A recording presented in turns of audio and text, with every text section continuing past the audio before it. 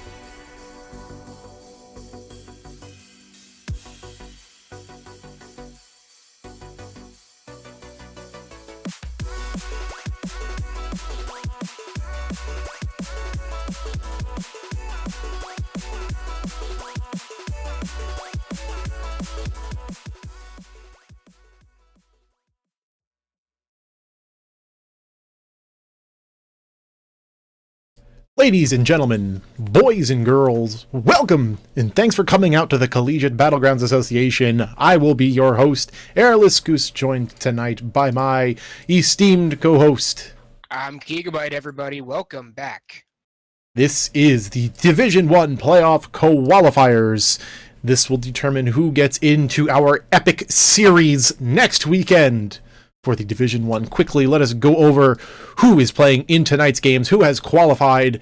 That is West Virginia University, Ole Miss, University of Oregon, Ohio State University, Virginia Commonwealth, University of Texas, Georgia Southern, University of Cincinnati, University of California at San Diego, Louisiana State University, the Colorado School of Mines, University of Delaware, Rochester Institute of Technology, University of California at Irvine, Liberty University, University of Connecticut, Mississippi State University, and Southern Illinois University of Edwardsville. And ladies and gentlemen, we have the first game. And a new update to the spectator screen. I see the playing path literally on the screen.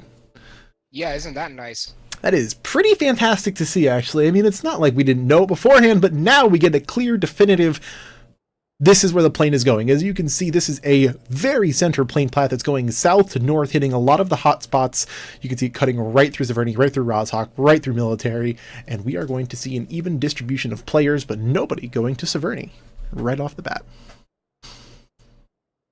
So, and here we begin with the first game. Let me quickly go over. This is a 5-game series, 3 games today, 2 games tomorrow, and at the end of those, the top 12 teams will move on to the epic 7-game series we are having next Saturday and Sunday, the 28th, 29th. Yeah, that is gonna be where the real show begins, folks. Mm-hmm. I mean, last weekend was fun. We had the D2 finals. That was a fun time. But here is where we start getting to the real serious stuff. Yeah, no, this is Division 1. Already, we're going to see JB knocking out Events with the M16, a 4 JB, West Virginia. Already, we're going to see these frags coming out. 71 players, and he's going to finish them off. Already, first blood, ladies and gentlemen. Again, that is West Virginia's JB knocking out Oregon's Events from Team 3. Yeah, this was in Milta. Very, very normal spot for West Virginia to land at.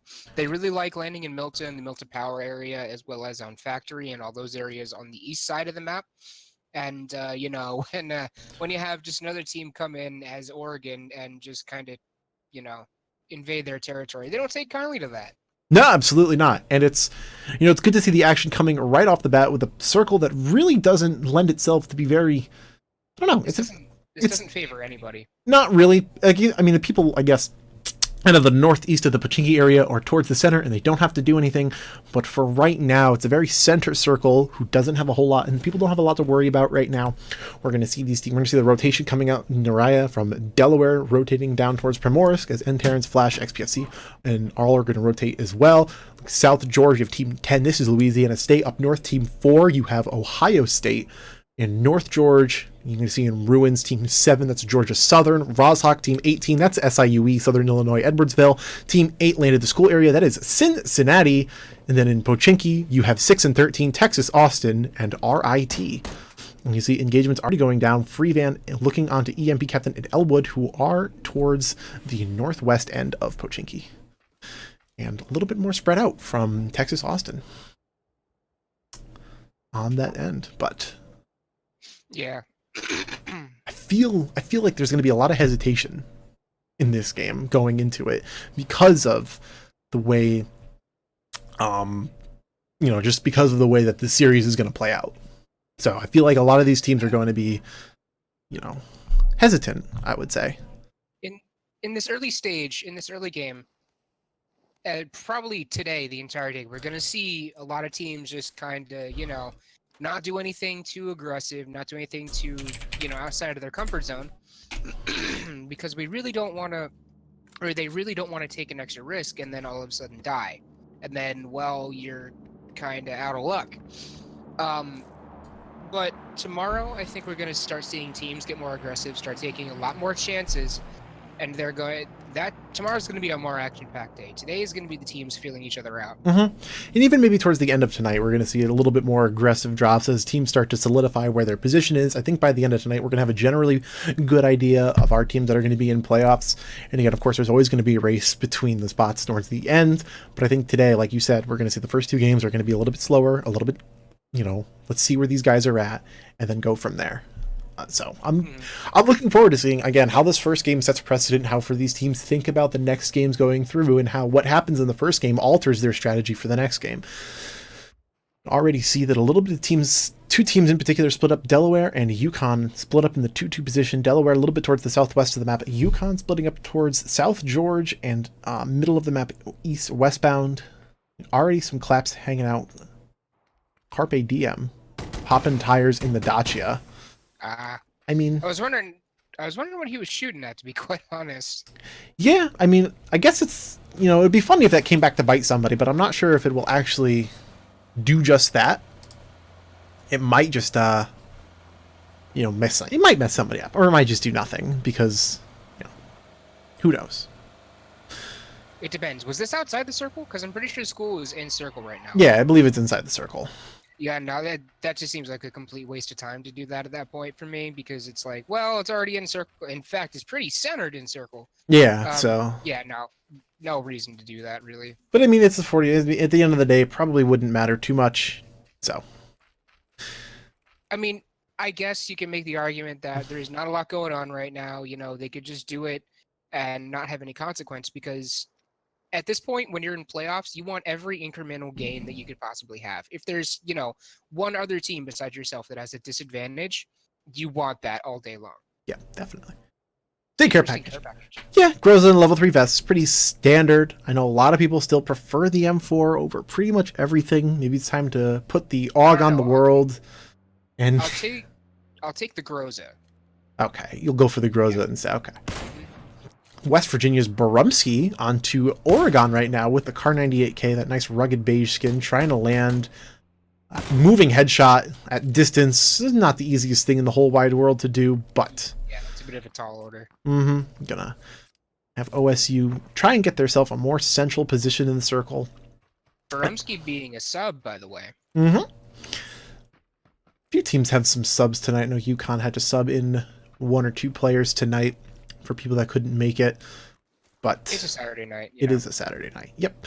Interesting enough, Hate D from Oregon lagging a little bit behind his teammates. Hate D on the South Milta area. He has to have a car, but I imagine that there is a plan.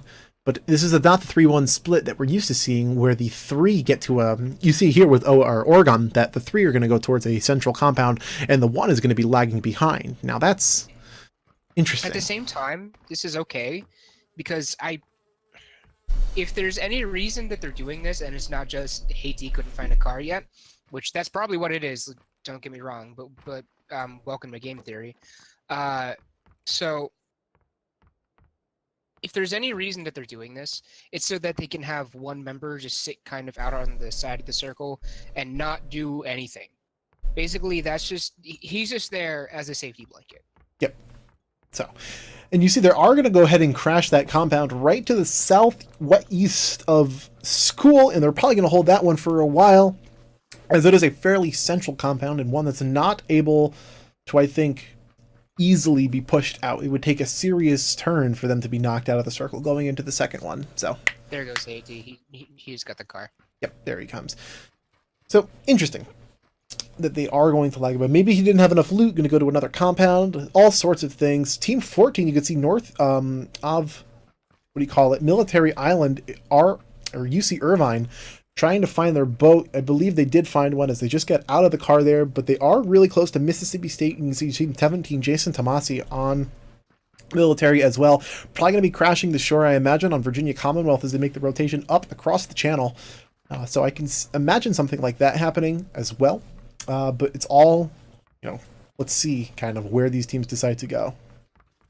Yeah, we're going to... here's where we're going to start seeing the dynamic play out. Is when this is, at the end of when the circle closes and when the next circle closes as well. So that's when we're going to see the dynamics between these teams and how they play individually. That's where we're going to see it come out, and it's going to be interesting. I'm surprised no one over-rotated north yet. Yeah, actually, that might have been a popular spot to rotate towards, but they actually ended up not. We didn't see a whole lot of teams doing that. As now Elwood. I know. In this case, my decision would have been instantly just over-rotate north. Maybe just like on the northern part, closer to center, but just on the north side away from everybody else. Yeah, no, definitely. Yeah. I can't pick out a spot on the map right now because there's not I can't see the map. But yeah. No, I think I get what you're saying. And again, a very slow game. We've had 2 people die so far. There we go. So it's like on the other side of the river from Razak. Yeah. So you get the Ole Miss team number 2 split up a little bit there. You get the Age of Defeat over to the Mansion area. Knive and these are Fake Prax are in Lipovka still, so they're going to be split up for a little bit. UConn still a little bit split up. Delaware getting closer together. San Diego, you can see them kind of coming in right now. They are UCSD Lens on the west side of your map. They're going in. UConn splitting up. Delaware kind of lagging behind. Yeah, they're going to take a little bit of zone damage here, but I don't imagine that's going to hurt them too much, as it is only the first zone. Hunter and Nariah are going to try and get their way in. Nariah does have a car. Hunter probably waiting for pickup right now. I could see California Irvine right now really close to where Virginia Commonwealth is, team number 5. They might, you can see they're going to land there. Try and make their way up that cliffside, and then they're probably going to run right into Virginia Commonwealth in terms of just that positioning. So that might be one of our first big team engagements that we see tonight. Other than that, Mississippi State can also end up running into West Virginia, who's currently taking shelter in Farm. So look at I am win now on team 4. This is Ohio State getting shot at by Louisiana State.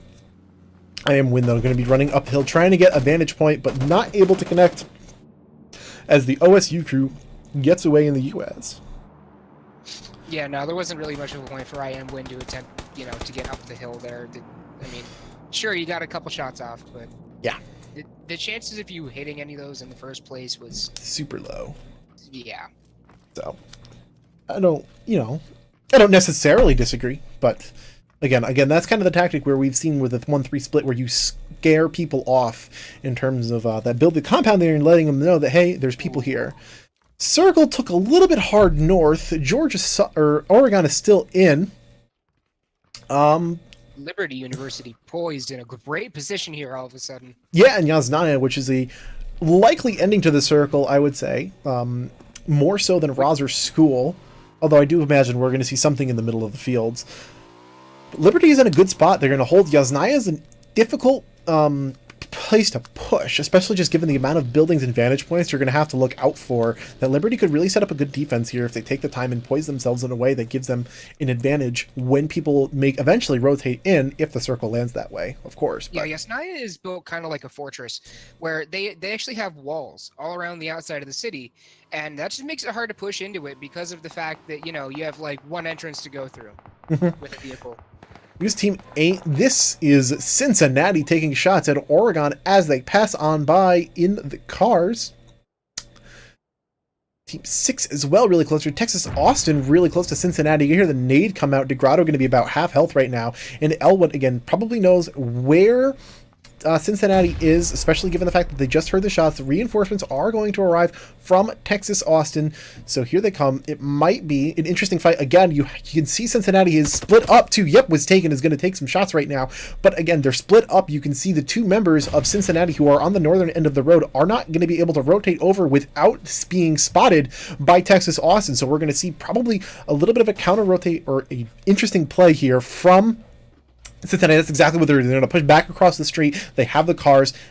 And that's probably the smartest play that they could have made right there. Yeah, that was a really bad engagement for Cincinnati to take. I don't think they recognized who they were with, but especially considering they're probably kind of hesitant to take engagements right now anyway because they are lacking Elm Zero. But it's just that was not a smart engagement for them to attempt to take anyway, even if he was there. Yeah, no, definitely. I mean, they did make the correct play, I believe. They did rotate across the street. Now it's compound versus compound across the street. A fight not likely to really, I would say, have anything come out of it because, again, they're across the street and you're probably not going to want to push that far. Yeah, long distance slap fight. Slat on Vincent right now. Actually, he's going to get the vehicle explosion as I Am Win finishes it off with the explosion. But HD Beast, we're going to see him knocking out Bojack TV or CJack TV with his Scar L, finishing him off. Looking at Naraya now on Proximus Blackfin, trying to get the spray down with the AK, but Hunter going to knock him out. Oh! Whoopsie. Oops. Hunter going to be taking a shot from Naraya right there. Now looking on Slat and HD Beast. Hunter knocking down N Terrence with that AKM. Oh, he has that target pan. He does have the pan target. You see Slat and I Am Win. Actually, Hunter actually going to get caught out, and Naraya again pushes onto Slat, but that's going to be it. And the first team eliminated from tonight is Delaware. That's definitely not where they wanted to be. They got what, 1 kill? I think. Then, Yeah. I'm not familiar with how our playoffs how our playoffs point system is going. I'll have to check up on that. But I can tell you. Yeah, that's not going to be good for them. No, I believe 1 point, for a kill, and then 18th place doesn't net you very many points, as Elwood now going to be taking some shots from Honey Badger from Cincinnati. You can see, again, this is that engagement we were looking at a little bit earlier, but again, Mighty Derb knocking out Zamo with the Car 98, K headshot, Zamo, CSM, Mighty Derb. Looking This is now. West Virginia, one of our teams that was fighting to try and not have to play in these qualifiers at all. Mhm. Or is he going to be able to get there? Oh no, he's going to go down. He landed the shot though. He did. I do believe he landed that shot on a Crocy, which was a nice shot. He definitely landed that shot.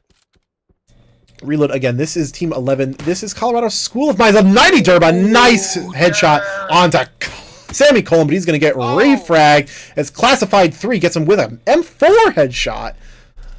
Maxter. Classified. He traded shots with Classified though. Classified. He did. Ate one from him and then. Mm-hmm. Yeah. See the rotate over to Max from Maxter now. Going to try and go for that resurrection as they're fighting off his Team 17, Mississippi State, Cuddy Boo Boo, Team 14 as well. You see Irvine pushing in Team 13, RIT. Wow. You see people just dying left and right. Fiend Ninja going to get rezzed by Sino right outside the zone. Going to be rough for them as Commander Zhao tries to make it in. Also, Team 14, you see Irvine trying to make the win. Shabu gets in. Kupta is going to be going down right there. He's going to die. Freevan down but not out. Weffels has the last remaining member. JB finally going to finish off Kupta, as you see there. He finished him off with the Scar L. And Marku just trying his best to get in as Team 14, you see Irvine is, in a rough spot trying to get in as they push down this compound. Taking a lot of damage. He just ran right by Mississippi State. It's like, nope, don't care about you. I just want to not die. Yeah, Mississippi's right behind him, too. So, I mean, we may see Mississippi State capitalize on the fact that they're very low, as Commander Zhao right now has to know where Marku is. And we're going to see him look to... Oh, he's actually going to get shot at by RIT as they end up seeing Commander Zhao go in. Going to give UC Irvine some breathing room right now as they just got in. What does he have? He has the M16 and the Vector. I mean, at this range, Vector probably not going to do terribly too much work. Actually, a lot of people... Nothing, honestly. You see 2 other members of Team 17 still out there. 2 members of Mississippi State still outside. He runs back out and goes down as Freevan finishes him or gets the knock outside the zone, and that's going to be rough. I don't know what happened there. What was the goal of that? I don't... honestly, what was the goal of that? I mean, I couldn't tell you. I mean, everybody has to run right now, and he's just going to be left for dead. I'm not sure what happened. As you can see, the rest of them... If they're not careful, RIT could be left for dead too. They could be, but the rest of Mississippi State has a trike, but it is the trike. Fiend Ninja with some slick control over the...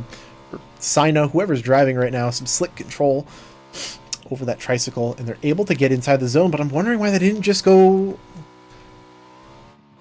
I'm wondering why they didn't just go pick him up. Freevan finally... Yeah, I don't know. Ouch. Oof. I mean, they're in. Is that slick control? Oh no, but they're gonna get right out where Cincinnati is looking, and Sino has no health. Oof. He's gonna be able to... He's so low. He's super low right now. Fiend Ninja gonna get that first aid off. I don't know, does Sino... I just don't think Cincinnati has the view on him. I think he's just too low over the hill, like just barely. Oh, no. Carpe's going to knock him out. There they go. There it is. Yep. There it is. Yep. He did And have get to move out to finished. the side though, to try and get him. So Mississippi State just getting into one bad spot after another as JWA Team 18. This is SIUE. Looking now at UC Irvine. You see Marku a little bit farther away. Hear those shots ringing out. Shabu and Shadow Onesie making the rotate. Marku's going to be left a little bit behind. You're going to see some pot shots being taken across the field. Here comes the running. Cross going to get one. Taking these shots again. JWA trying to lead, but he's going to run out of bullets, have to reload, and Marku's going to get behind enough cover to, I think, where SIUE isn't going to be able to see them now. But going to run right into probably Team 7. And this is Georgia Southern. UC Irvine's just been running this whole game. Yeah, it's kind of been an unlucky scenario for them. They've been running from Military Island up through Virginia Commonwealth. Now they're up in Roshawk. They've gone across the map, probably run through countless teams. So the circle still going to be a little bit north of Roshawk, bearing a little bit southwest, I would say. KS Hammer finishing Fiend Ninja with an M16, and that's going to be it. Mississippi State goes in 17th. Not a good early finish for those guys. No. 54 players left alive, 16 teams, and we go into the fourth circle, I believe. This is a. This circle is going to leave a bunch of teams high and dry right now. Yeah. Like you see, all those teams that were just kind of hanging out, like especially in this area, these teams just, these teams are just kind of SOL.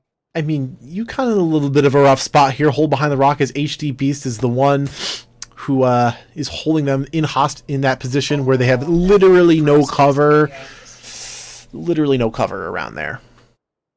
Yeah, no, they just kind of have to stack up on the rock and, hope they don't get fragged. I mean, they just got to wait for the zone here, and hopefully they have enough meds to kind of wait it out. LSU just has to just kind of sit here and wait, yeah. Yeah, I mean, it's who moves first. You're going to see Age of Defeat, Griff Dalmore, Team 15, taking some shots. Now Team 3, this is Oregon as well, looking across the bridge.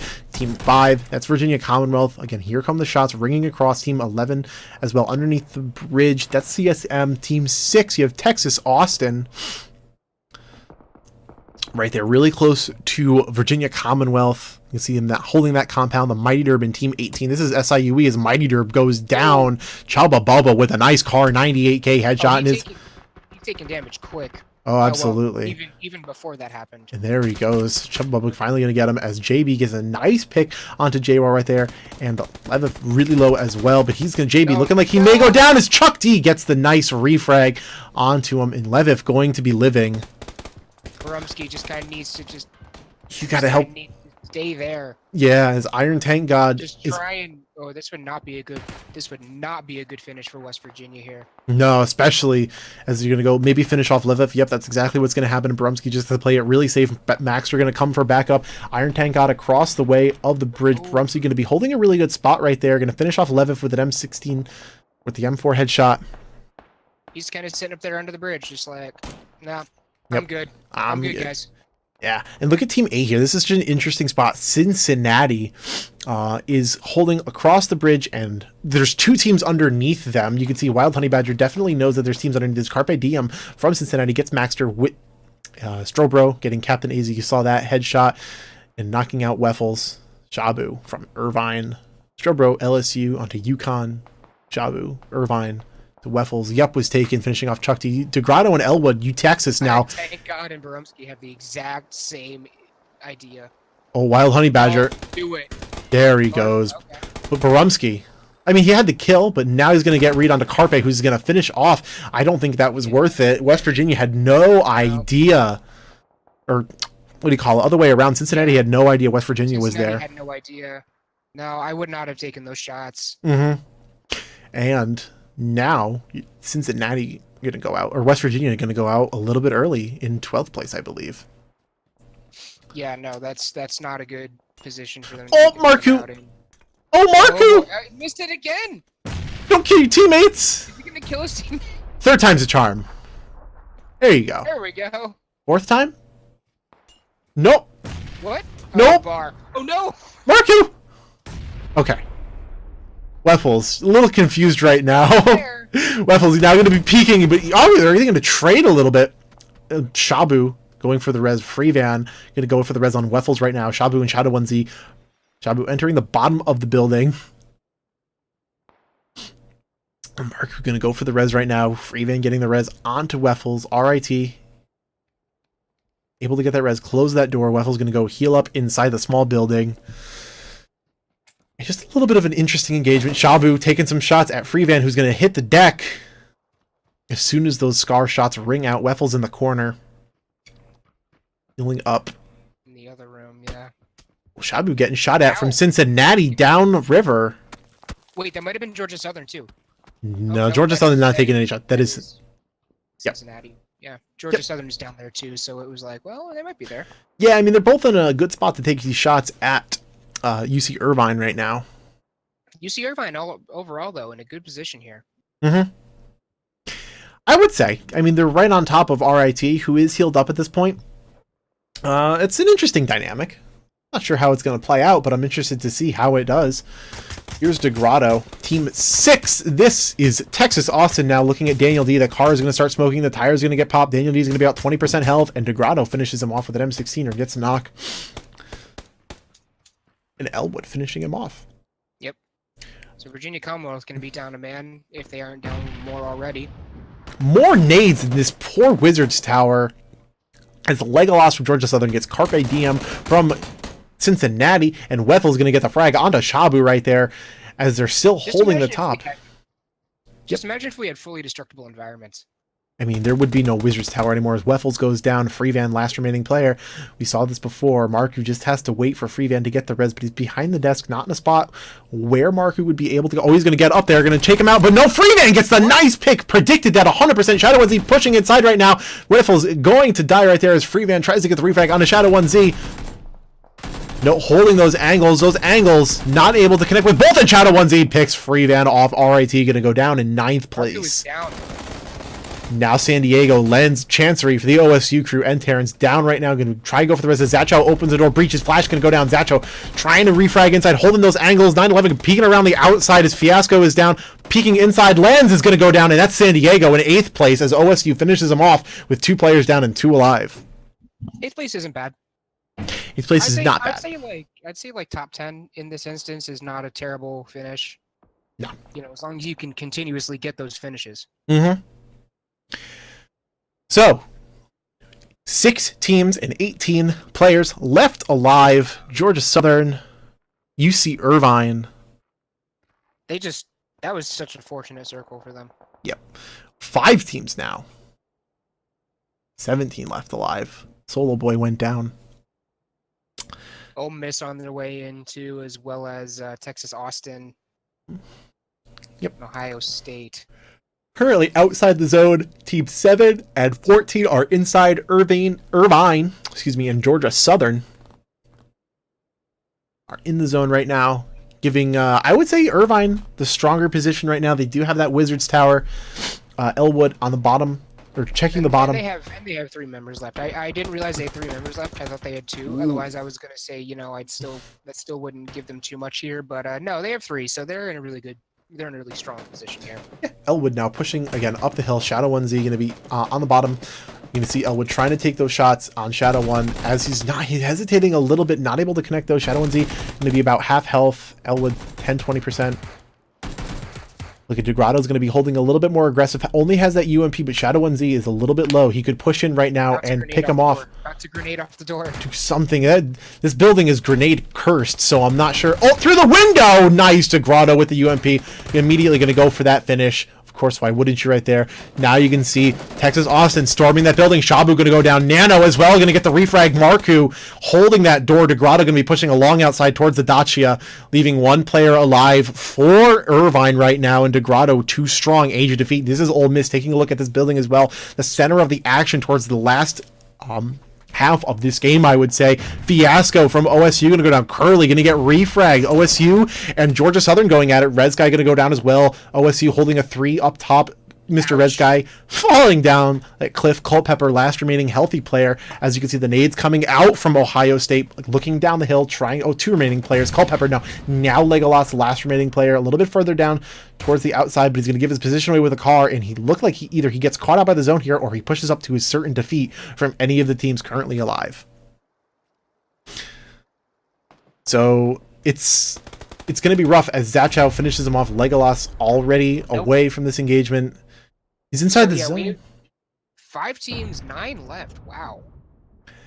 So let me see. Ohio State has 2. Texas Austin has 2.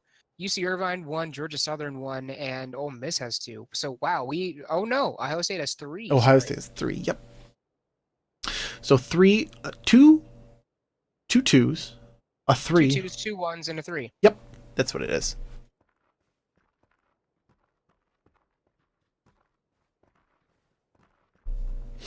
No one willing to make the first move here. I mean, not yet. We're going to wait for this circle to pop up, and ooh, I like that circle.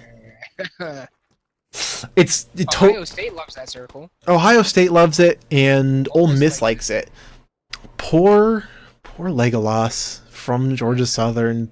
Really, if that had landed on top of him, that would have been fantastic. Elwood going to go down. Marku going to go down right there as Irvine gets eliminated by age of defeat. Here's that. Here come those nades. More nades on this building. More nades up on the top going down. This building is nade central as they know they're on the bottom right now. They heard those shots go out. Age of defeat going to push around to the window. To the wall. DeGrotto crouching against it as Elwood, hello! Onto Age of Defeat with the surprise knockout. Actually going to get finished as Fake Prax goes down and Ole Miss takes 4th place as Elwood gets them both. Yep, 3 left. We have Georgia Southern, Texas Austin, and Ohio State. Ohio State obviously in the best position here because they're the only one who has 3 people left. Yeah, I think Legolas is going to be a real success story here if he manages to get second. But he's gonna try and snake boy his way to it. Yep. Yeah, here he goes. And he's going about it the right way too. Yeah, he's pushing along the outside of the circle. He's going to the left. He's going slow. He's trying to not make any noise. Here comes Chancery again. Chancery holding the top. You can see peeking down with the car 98K. It's a little bit of a rough angle as people moving along the hill. You're not able to see very well. You can see it's a steep drop off. Legolas just below is going to try and snake his way in, hoping that the other 2 teams engage with each other first. And Elwood is going to exactly do that. You see Zachow getting knocked out right there, and now Legolas going to do exactly what he needs to do: snake up and try and get in the zone with as minimal risk as possible. There we go, Legolas. There we go. In the chat. Chancery going to go down as well as Elwood gets another frag. DeGrotto and Elwood now fighting against the one remaining player from OSU. Who's going to try? Never count against a pro. Never count against a pro. Never count against a pro. Again, Elwood does play in a league, for a professional team in a league. One thing you see, get the res off right there. Sees the backpack, try and get that backpack hitbox, but not able to connect. Out there he goes. There goes some. Have a hitbox. Backpacks don't have a hitbox. Does he have a nade? No, but he has 40 bandages instead. You can see peek out to the left of the tree, going to go down right there. 4 remaining players. Did die there. It's Elwood, and that's going to be it. Ladies and gentlemen, your first winners for tonight are University of Texas at Austin with a commanding 15 kills, 8, 5, and 2. Second place, Ohio State with a respectable 10 kills, definitely respectable. And in third place, Georgia Southern with 3 kills. Fourth place, Ole Miss with 1. And fifth place, Irvine with 6. I would say that Texas Austin played a fantastic game. That game. Yeah. Definitely. I think Elwood holding his own against teams that pushed up against it. You saw him take out Ole Miss right there. He had 2 frags, 1 window to the other window, and just did a fantastic job of holding that compound. And towards the end, really showed up. So overall, pretty impressed by the way that these teams played tonight. And I think, I don't know, I can't say, because this was a little bit shaken up, I would say. Yeah, yeah. It's West Virginia didn't place very well. Cincinnati had a little bit of a lower placement than I think they wanted to in 10th right there. So it's going to be interesting going into game number 2 to see how kind of these teams readjust with each other and kind of make their way into game number 2 with a different mentality. And I wonder if we're going to see something go forward and change this fast. What do you think about going towards in game number 2? I don't know. We had, well, West Virginia. I expect them to bounce back. You know, they're never kept down for all that long. Oregon, I expected them to bounce back too because they did not place that high either. Cincinnati had a great placement there. What were they, 6th? Mm-hmm. Yeah, they were 6th place. So Cincinnati had a pretty good placement there. I expect them to want to get higher than that. So we're gonna see a lot of teams starting to push to try and get the higher placements here. So I think this is where you're gonna start seeing a lot of the a lot of the fast-paced, high-pressure action that we want to see. Yeah, definitely. And I think again, depending on how the circle goes and how the playing path looks, we're going to see a lot of these teams get get their spots that they wanted, or maybe try something different. Again, I haven't really seen a whole lot of teams do something different, and this is something we asked a lot of these players beforehand, is if they planned on doing something different with their time, or different this time going into playoffs. And this still counts as playoffs, but something different may happen. And quickly, we are going to be bringing you University of Texas Austin to talk about their current win. Let's bring them up right now. University of Texas, welcome to the stream. How are we doing tonight? Doing great. Doing fantastic. Awesome. Congratulations on winning the first game in the playoff qualifiers. Yeah. Yeah. So how are you guys feeling about that? How did you guys come into tonight, and then how did that translate to your win tonight? Lately I've just been going over some different kind of strats and some tips on how to avoid getting knocked and good rotations and speed. And tonight in the first game we really reflected on that, so we showed it. Nice. How does that? How would you say your strategies changed from the regular season to the playoff season, or the starting game? Well, I think I can answer that since Elliot didn't play for the first part. Yeah. When we first started playing, it was kind of we really just played to win, kind of a puggish type of thing. Lampachinki, okay, run to the zone, run to the next zone, run to the next zone. And with the addition of Elliot actually came in and was like, okay, we need to start rotating, we need to start moving faster. And he just made us keep up that pace, always taking center circle, at least a compound in a centralized location. And I think that's really stepped up our game. It definitely seems to, because you can really see. I think second split was when we started seeing the really big wins and really big placements coming out of you guys, and you can definitely tell when it happened. Yeah. So I would reckon to say, what are you guys planning? Are you guys going to change anything going into game number 2? I know you saw kind of Elwood. You had that really good hold in that compound. That poor compound had so many grenades, taking out Ole Miss back-to-back windows. I guess I want to ask, kind of like, what was your thought process with that? Did you know that they were going to push the way they did, or did you expect it? I mean, it was the only structure in the zone, so I feel like maybe they had the idea that they needed to take it, and that's why they pushed. But it was kind of easy to fight against that, as they had to peek through the window if they didn't have any nades to throw. I don't know how any of the nades they threw didn't get in, but they didn't. And so they were forced to peek, and we got the knocks, the trades, and then we saw that there was no one else on our side, so we just pushed up to the zone and then took the fight.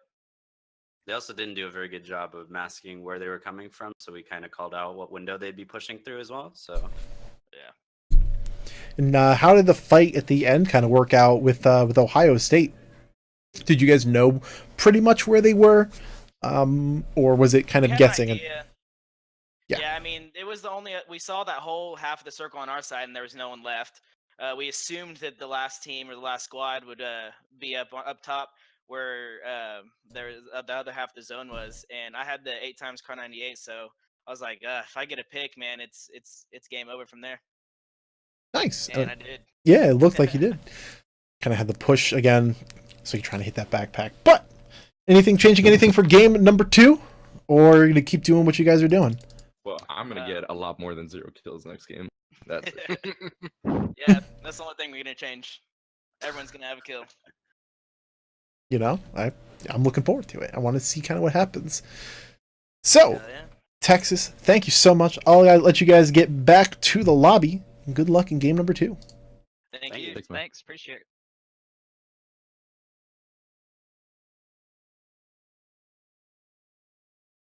Okay, ladies and gentlemen, we will be getting into game number 2 very, very soon. Just thank you, by the way, to everybody who's been cheering in the chat. We appreciate Vincent. Saw you cheering a lot for the bits. We appreciate it a whole lot. See Easy Bake Oven with the 500 bits. A lot of support for University of Texas tonight. We appreciate every and all of the support that you guys give. It's the reason that we can afford to have the prize pool that we do. Also, like to quickly announce our DreamHack giveaway. You can see that in the thing at the end of the stream tonight. I will be randomly selecting one person who is followed to the channel and is talking in chat. And if you are here at the time I select your name, you will be given a general admissions ticket to DreamHack Austin 2018. So go ahead and tell your friends, spread the word around, and you will be entered to win a DreamHack Austin ticket. Also, like to quickly mention DreamHack for sponsoring tonight's stream. We would like to thank them, to our subscribers, DreamHack for providing the first place in Division 1 for general admission tickets and $500 to travel down to the event and compete in the $100,000 PUBG prize pool. As well, the Corsair providing peripherals for our top 3 teams. The first place gets the K70 keyboards, second place gets Void Pro USB headsets, and third place gets M65 mice. So thank you to Corsair for providing great partnerships and prizing. It's been a great experience, and I think all of the players will greatly appreciate all of those prizes that do very well. DreamHack is giving the winners bring your own computer tickets. So yeah, they're giving them the entries into the Bring Your Own Computer LAN qualifier tournament for the PUBG Invitational to happen later that weekend. And they're also giving them $500 for travel expenses. So. Yeah, but the tickets we're giving away tonight are general admission. Yeah.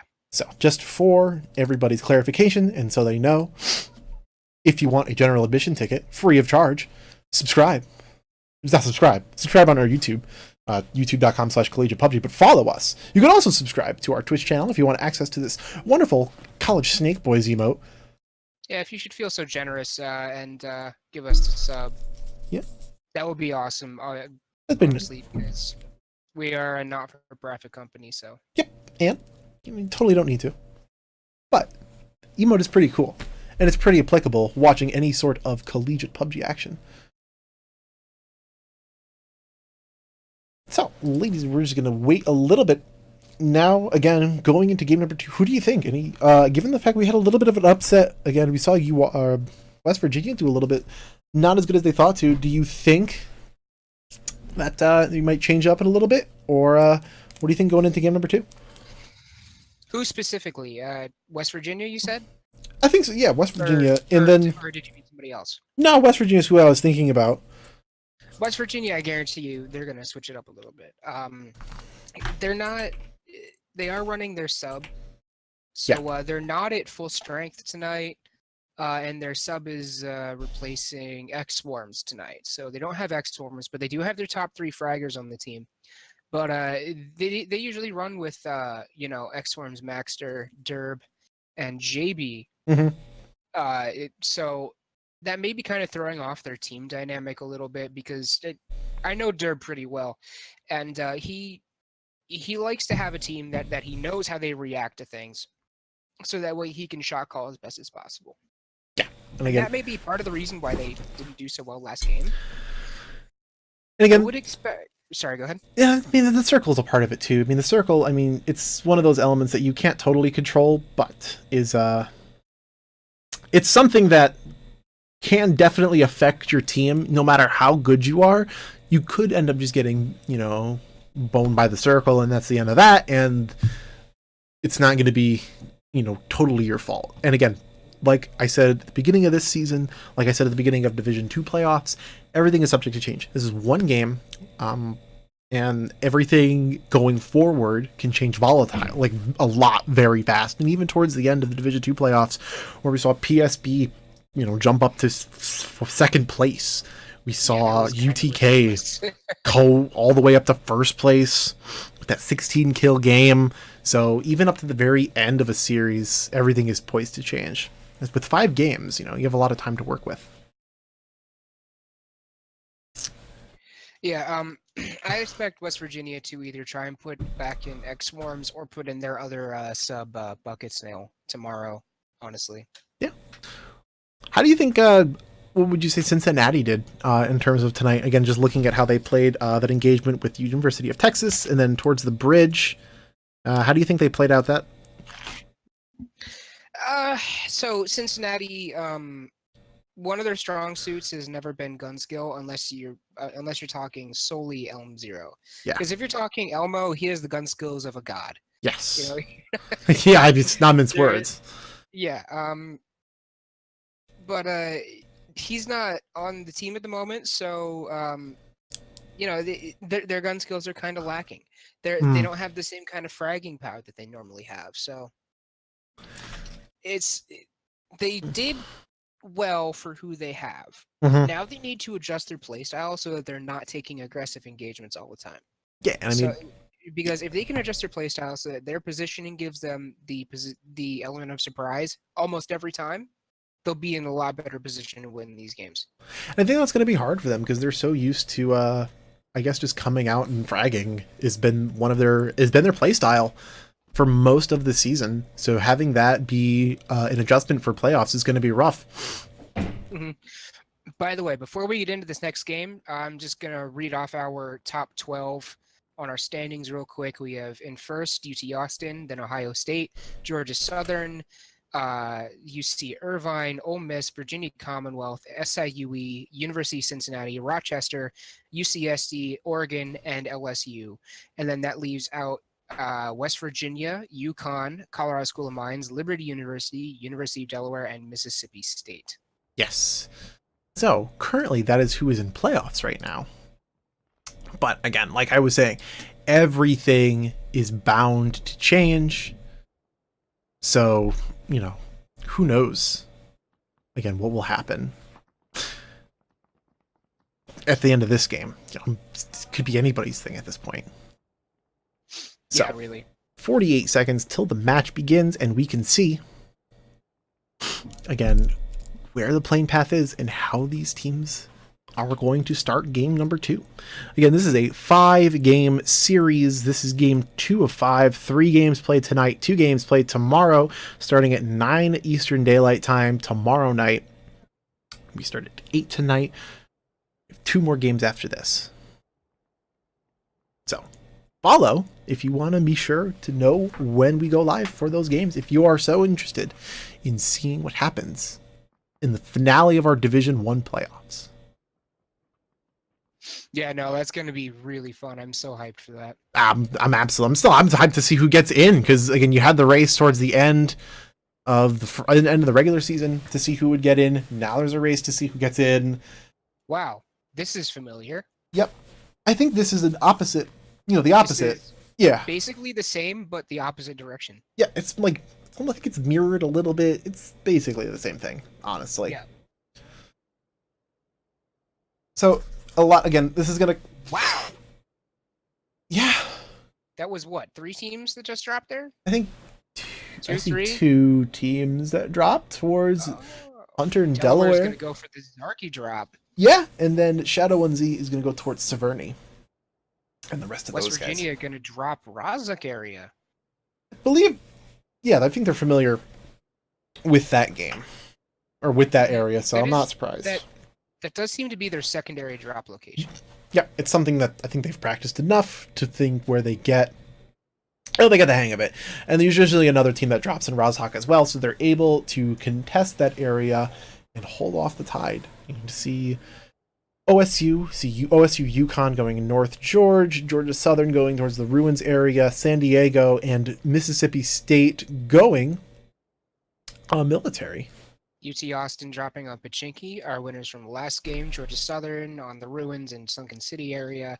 Looks like we're going to see West Virginia and Georgia Southern probably going to be our first engagement here, if I had to guess.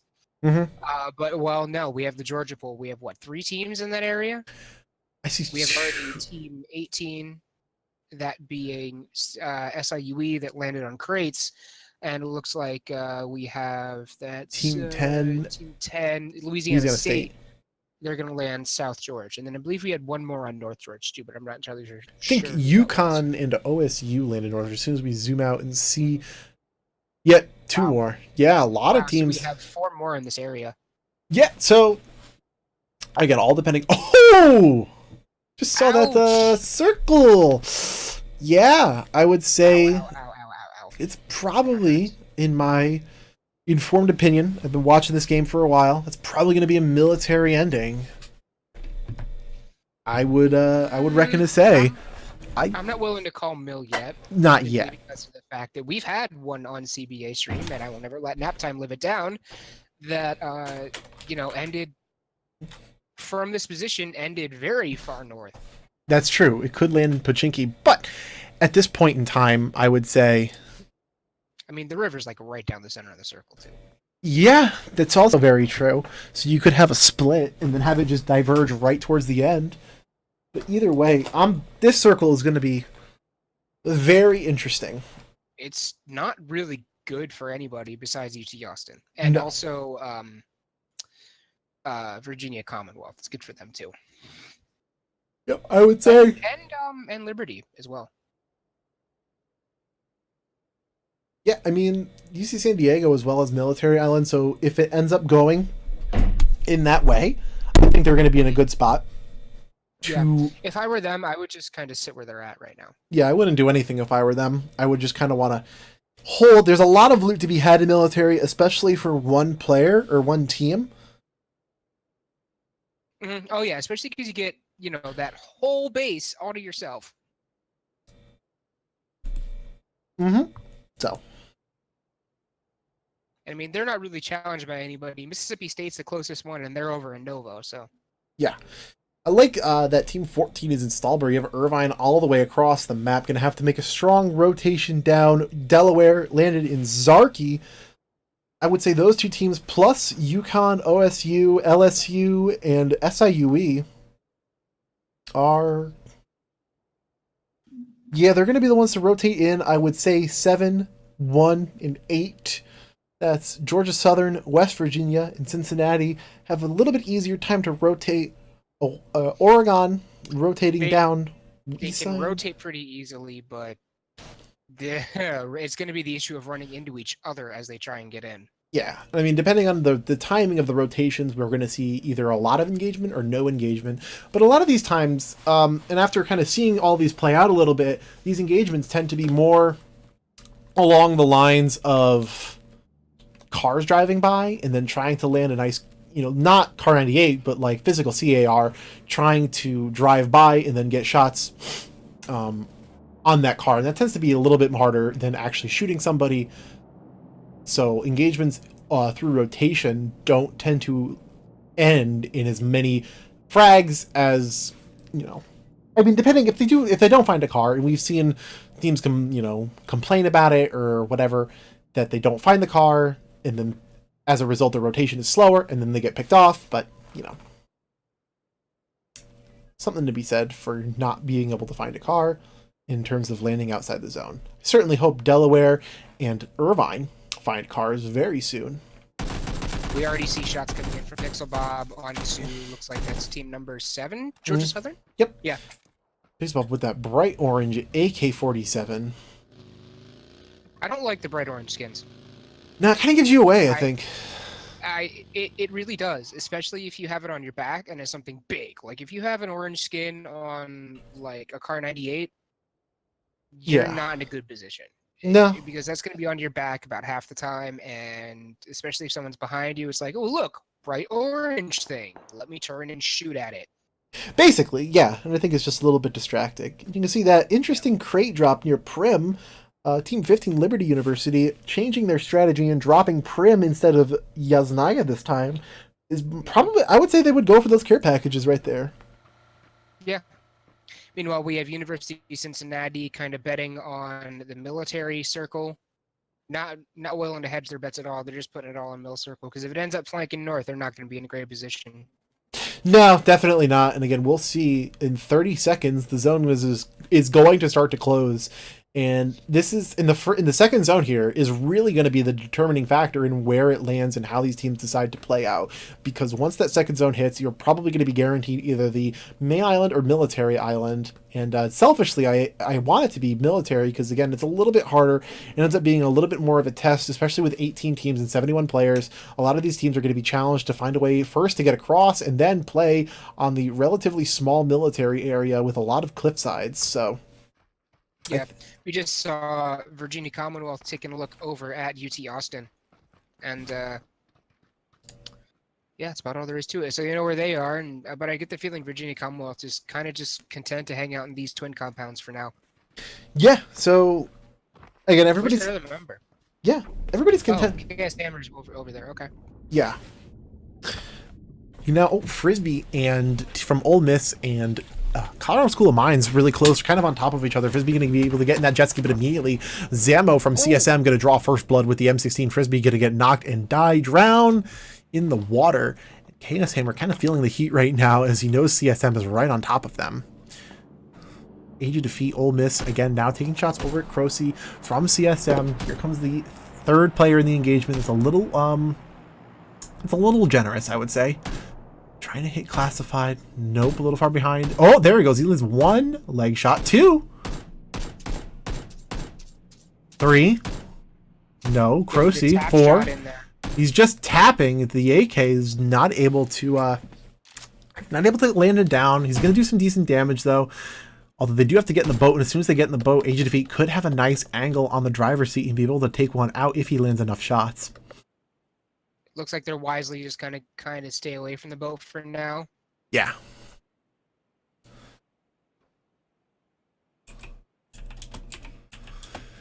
You'd see, again, a little bit of a slow battle. None of them want to get on. Zammo, jet skis the same thing. KS Hammer as well.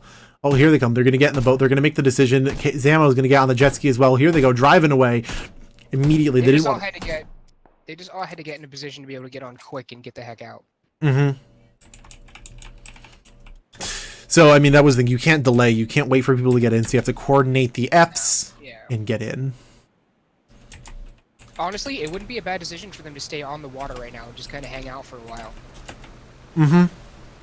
If it were up to me, that's what I'd do. I'd go to that area just to the east of the bridge, that big open area there, just sit in the middle and wait. Yep. And if someone started shooting at you, just drive. Yeah, here comes UConn now. This is Ali taking some shots at CJack TV in the car. Team 12 looking at Delaware as they go across LSU. Going to be retrading. Slat, Praxmas, Blackfin. Going to knock out CJack TV with the M416. That car is going to explode as CJack TV goes down. Right beside it, they're going to crash into the apartment complex right there. Not sure if anyone's going to be able to get CJack up there. Oh no, UConn having to run across the bridge. This is going to be rough. You can see they don't have a car. LED's there to try and secure them a little bit, but I think at this point, LED's just going to be their fallback guy. Be like, no, just get out. Honestly, you can see him. If he takes these shots, he's insane. I mean, there's no reason he should take these shots. UConn is in an insane position right now. You can see HD Beast, Ali not able to connect with those shots though, but I Am Win is taking these shots. Ali D looking like he's going to go down here from Slat. And that was not what he wanted to do there. No, I don't understand. Very trigger happy, and this is something that we see is a hallmark of the best teams in the league, that they have great trigger discipline. Yeah, UConn. They know when they shouldn't be taking shots like that. Yep. Yukon off to a rough start. These HD Beasts actually looking on CJack TV from Delaware. Delaware is going to go down first. Where is the rest of their team? Because they're not dead yet. No, they are not.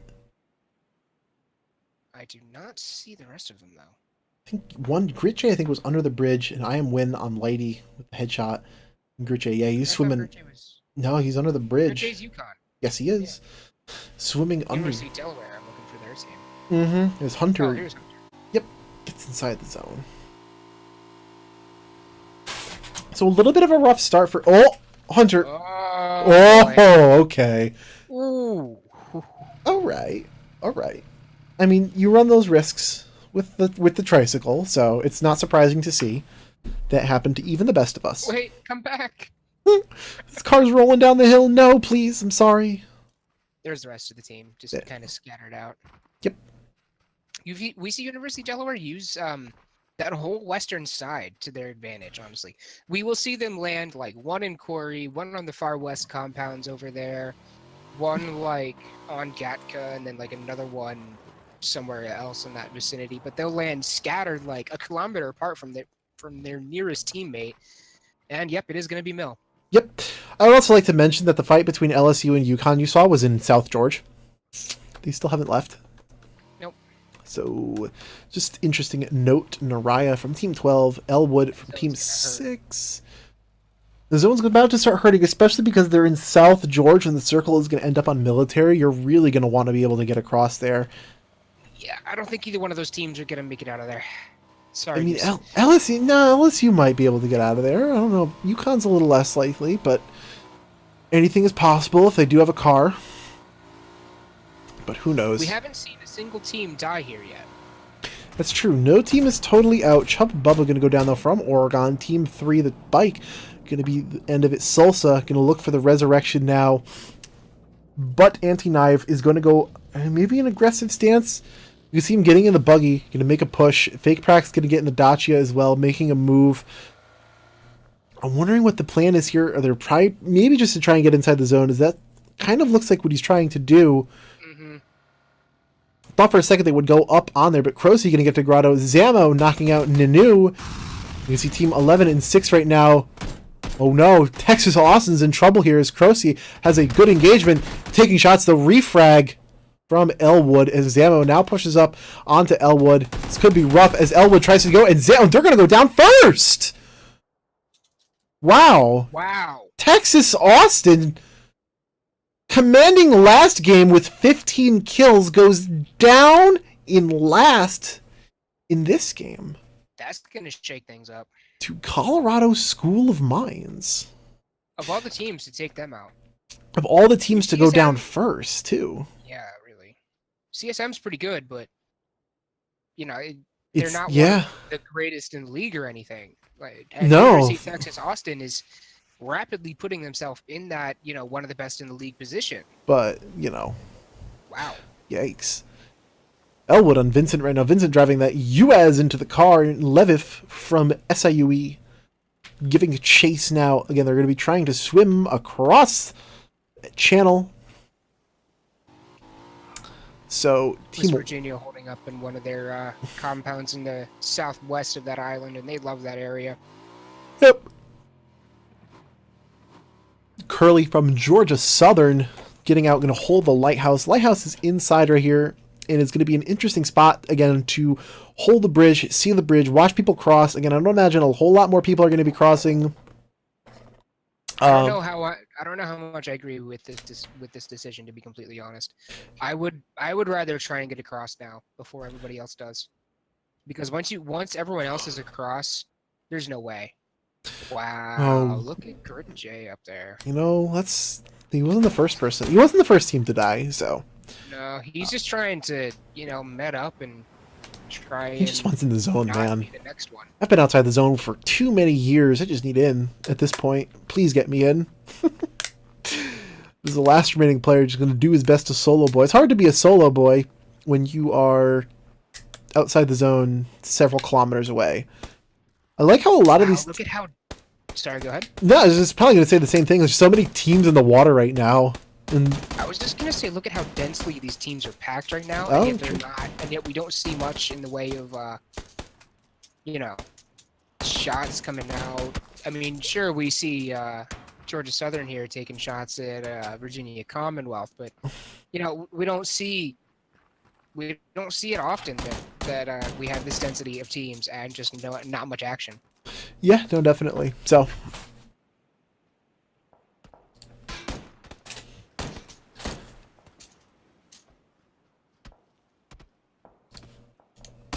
Ohio State University still outside the circle. yeah, classified.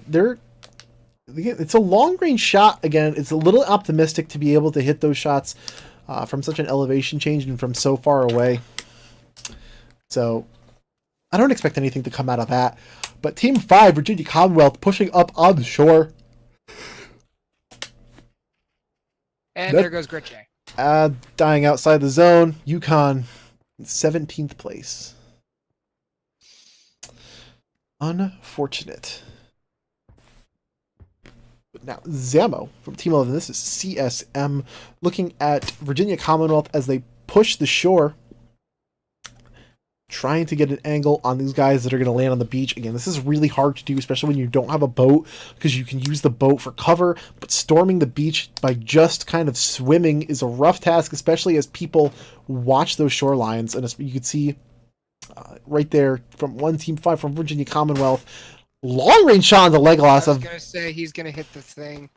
Yeah, definitely. Pixel Bob is from Virginia Commonwealth. Barumsky knocking and killing Carpe from Cincinnati. Now Chubba Bubba knocking Son of Paint with the vehicle as Strobro from Team 15 Liberty University actually knocking out Chubba Bubba right there with a nice shot, turning around Z Captain going for the res as That Griff. was actually the second knock we've had this game by vehicle. Happens. Yeah. Yep. Griff again pushing down the hill. They have a strong spot right here on military, I would say.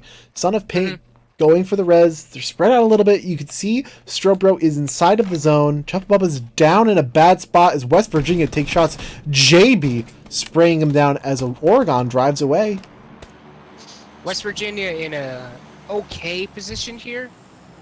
Definitely not in a position that they'd want to have. You know, but they're not in a really terrible spot. But the issue is they have no cover between them and the center of the circle. I mean, they have what? Trees? A rock or two? Now here's Team 14. This is UC Irvine. Look at Thug Trail's going to go a little bit low right there. Shabu finishing Daniel D off with the Scar L. 16 teams and 56 players left alive. Thug Trail gets on the boat in Shadow 1Z trying to land those shots on Thug Trail. He is going to go down. Finished. There he goes. VCU in a rough spot. A lot of these teams kind of... Again, I've seen this kind of situation before where a lot of these teams kind of hold their own and they don't, you know, you could see them spread out kind of an even pattern. Mm-hmm. I think it's kind of cool to see. They're all holding Having compounds. issues getting in here. Yeah, no, all these teams on the shore is going to be really rough for them to actually get in.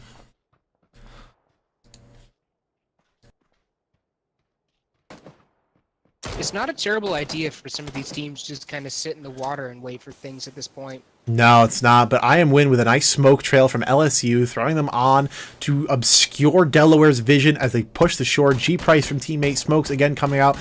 Smokes is going to play a vital role right now. G Price is throwing so many smokes. Yup was taken, has to get rezzed right now or he's about to die. They are just going to decide to leave him, even though they're throwing the smoke grenades. Unsure about that decision, but Team 8 going to be driving away right now. Cincinnati. Yeah, I would have tried and rezzed him, even though you were under fire. You had the smokes, but still. CT10 now. This is LSU pushing on Naraya and Vincent from Delaware. Storming this compound. Here they come. Slat and I am win leading the charge. Vincent and Naraya without Hunter right now to protect them. Delaware trying their best. You can see putting it in the bathroom, closing the door. I am... What? What? HD...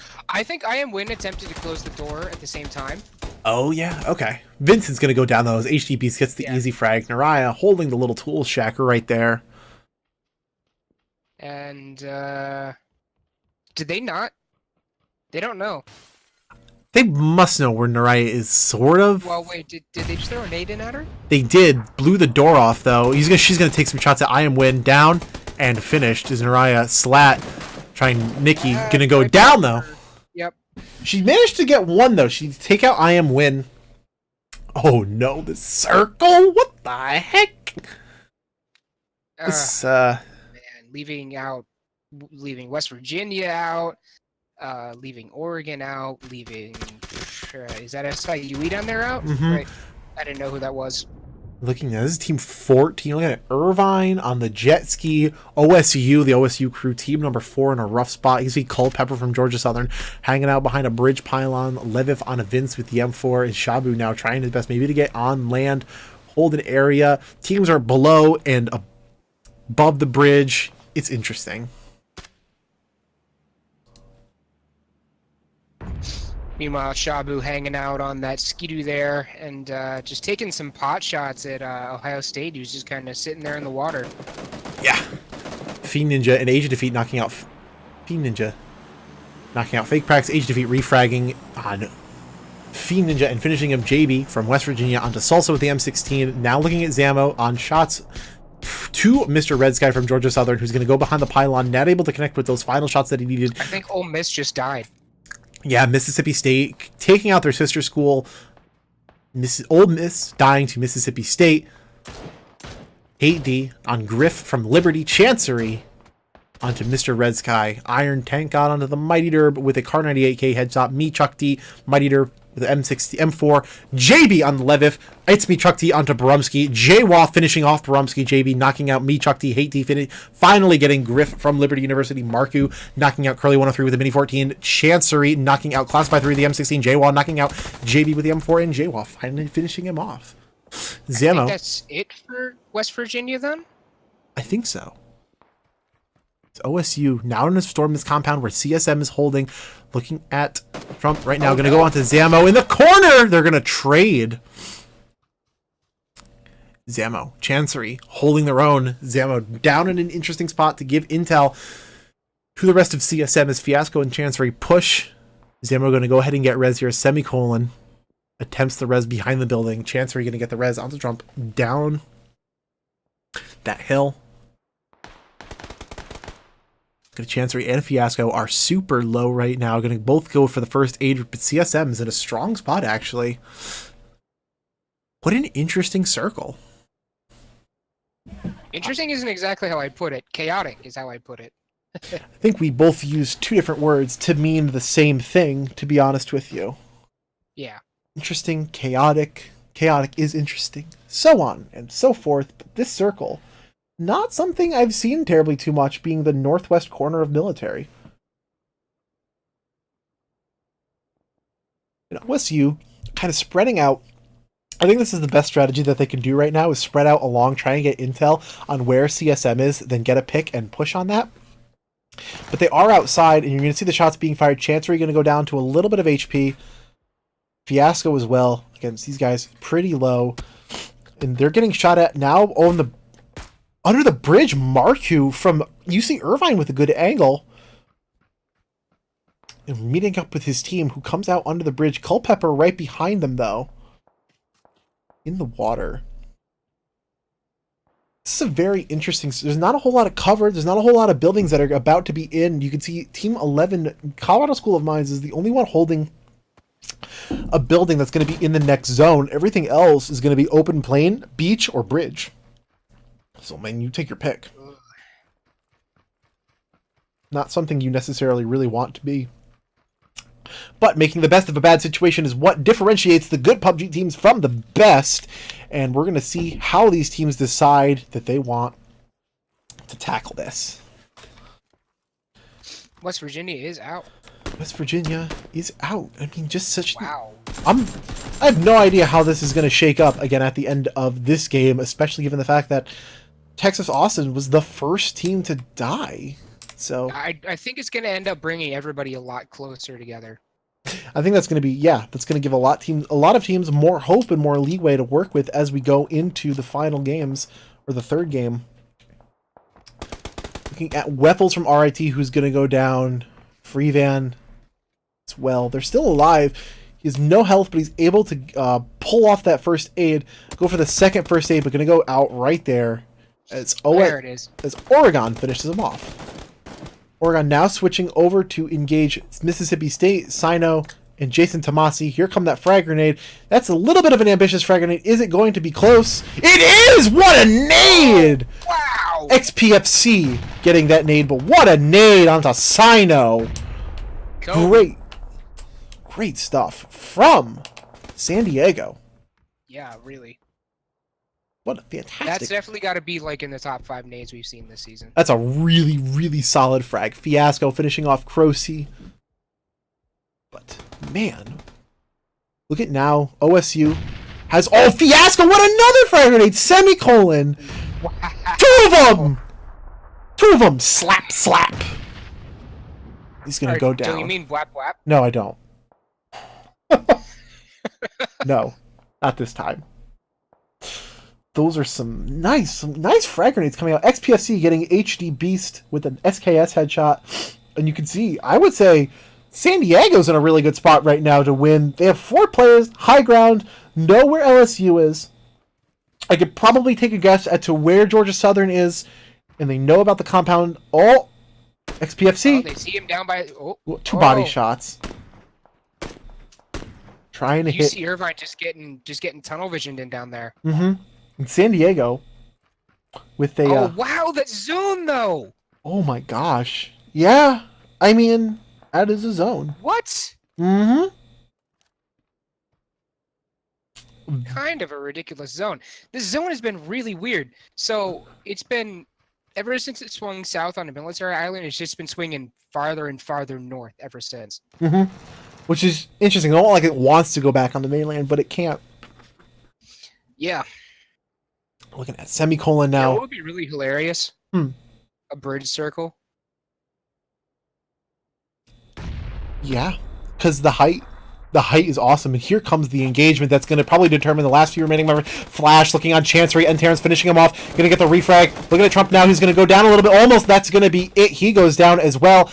And team number 4, that is Ohio State, goes down. State. Going down to San Diego. Semicolon now down as well from CSM. Colorado. Yeah, Colorado School of Mines still up.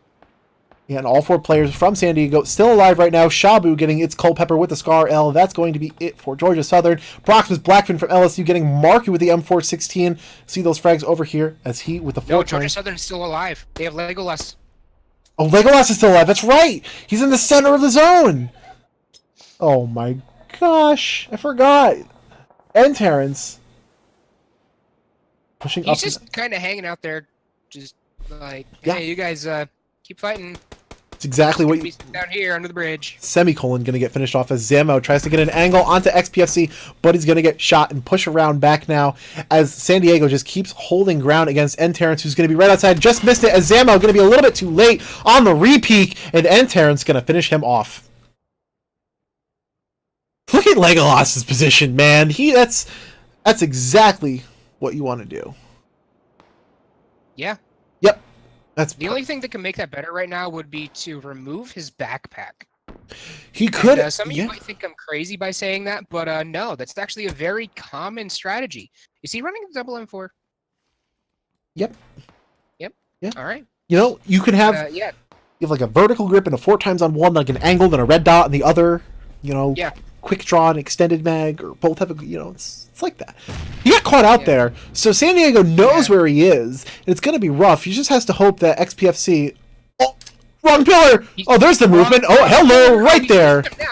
What a strafe to the right, and that frag grenade, XPFC, popping off right now. San Diego, 10 total kills. I think he might have hit him in the face. Yeah. Wow, what happened there? Another one died. Looking at it now, HTB, this is LSU, and San Diego, our last 2 remaining members, as N Terrence drops down! That's going to kill him. I mean, that's going to knock him down, but he's able to get rezzed here, but there's no conceivable way that they get inside the zone, and on top of the bridge, Proximus Blackfin, he can vault over. Slat is...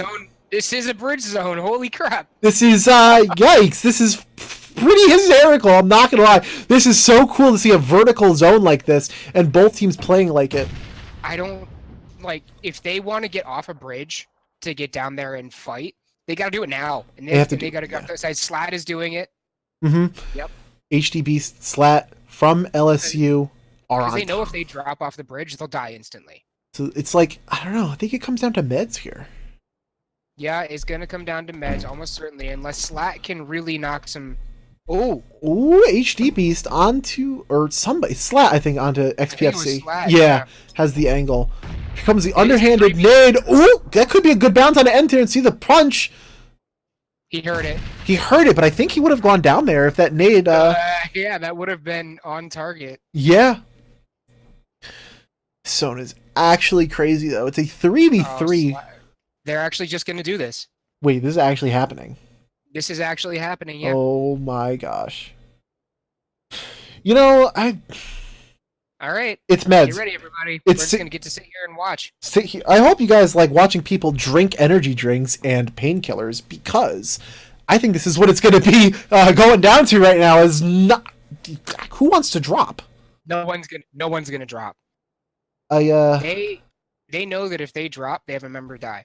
So at this point, they just need to huddle themselves together and just hope they're not the last ones to go down. I will say though that UCSD definitely has the advantage here, because Of if that course. zone swings right, they can move. Yep.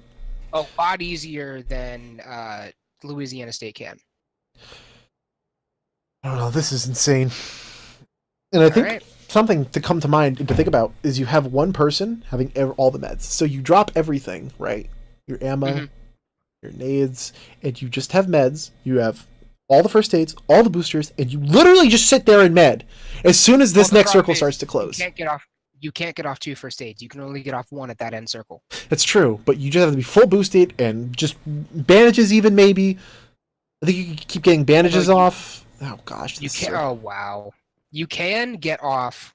I just You can get off 2 med kits though. that's true. Hopefully they have med kits. The only way This to get is off 2 silly. med kits though is if you walk outside of the zone before it starts to close for just briefly, walk back in, start using your med kit before the zone hits you, and then you go and try and use another one. Because if you wait until that zone starts ticking you down naturally, it's not gonna do anything. I think Yeah. I think San Diego wins here. Just by the way, because they have the zone, they can move. Wait, They all have the zone. wait, they all have the zone. Yeah. True. Oh yeah. Oh darn. You know. And then this is the last zone that shrinks, right? So you're not going to see another one. It's just going to be. Oh, This you is the know. last zone. You know. Wait a minute. Is this the 8th or the 9th? I actually don't know because he did have his own. I think this is as small as it gets before it starts to close. Oh, that nade! Oh, they're going for the nade. It exploded in air. I mean, it's not like they don't know where the other team is. Like, come on. Yeah. That nade. I mean, it gives information away. Well, yeah, no kidding. Because It's like, they're all underground. Oh. wow, who could have guessed? I had no idea. And they're just trying to. Oh, Poggers, no, don't! Oh, they dropped. They're doing the strat. Yeah, okay. So HD Yep, Beast they're is just doing gonna the strat. remain on the top with all the meds. I'm not. Yep. I'm not sure Alright. why you would What's do. happening here? I'm not sure why you would do that. Of course, I don't know. I mean, They there's. can cook it right. They can get him. I don't know why you would drop like that though. Ooh, that's a nice name. Ouch. I don't know why you. Why do you drop there? Why do you just not want to live anymore and you jump off the? Like why? I don't get it. Maybe it was to try and give Beast a little bit of information. Who knows? I But mean, that that's just made it even worse. Because if it does swing right, or well, no, it can't swing. Never mind. it Well, can now only shrink. UCSD definitely. Now San Diego definitely has it. I'm What gonna, they need to do is they just all need to get in a line and back up. Their line has to be parallel with the bridge. They have to back up at the same time, looking up at the bridge, because HDBs can't kill you all in that instance. They have to back up in a line, and either A, frag out, or B, just try and see him somewhere. Oh, HDB. He's That's the doing zone. it. Yep, he's doing that. He's doing that strat. Oh, he is doing it, yeah. You know, I kind of want to just see him drop down in John Wick, the three of them, and then have it be it. You know what would be awesome? They're all within range of grenade. Oh no, I know Just what you're underhand toss a grenade off the bridge, land in the middle of the three of them. I think that would be so sick. I would love to see that. That would be so funny. I don't know what to say right now. This game is going to go down to the very, very end, and I think this is what the third time we've seen literally a last circle collapse in CBA. the first time that we've seen this of all the things. Yeah, we knew it was possible, but dang. How long does it take? I think it's like 2, 3, 5 minutes? No, not 5 minutes. That's too long. Not five. That's way too long. 2? I think it's a minute and a half. It might be 2. I don't know. It's- I'm really not sure. It's around that amount of time before we start to see it close in. This is insane. And they'll only get a 15-second, or wait, is it 10 or 15 second? I don't know. It's not a lot of time. I think that's what it is. Because I've been in games where we've had the final circle collapse. Yeah. And, I mean, I don't remember.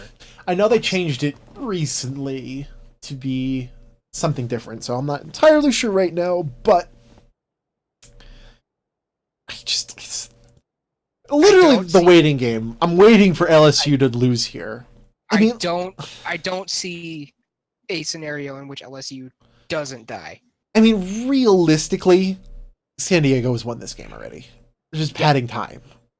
And Terrence might see him if he backs up far enough. I think it's what he's trying to do now.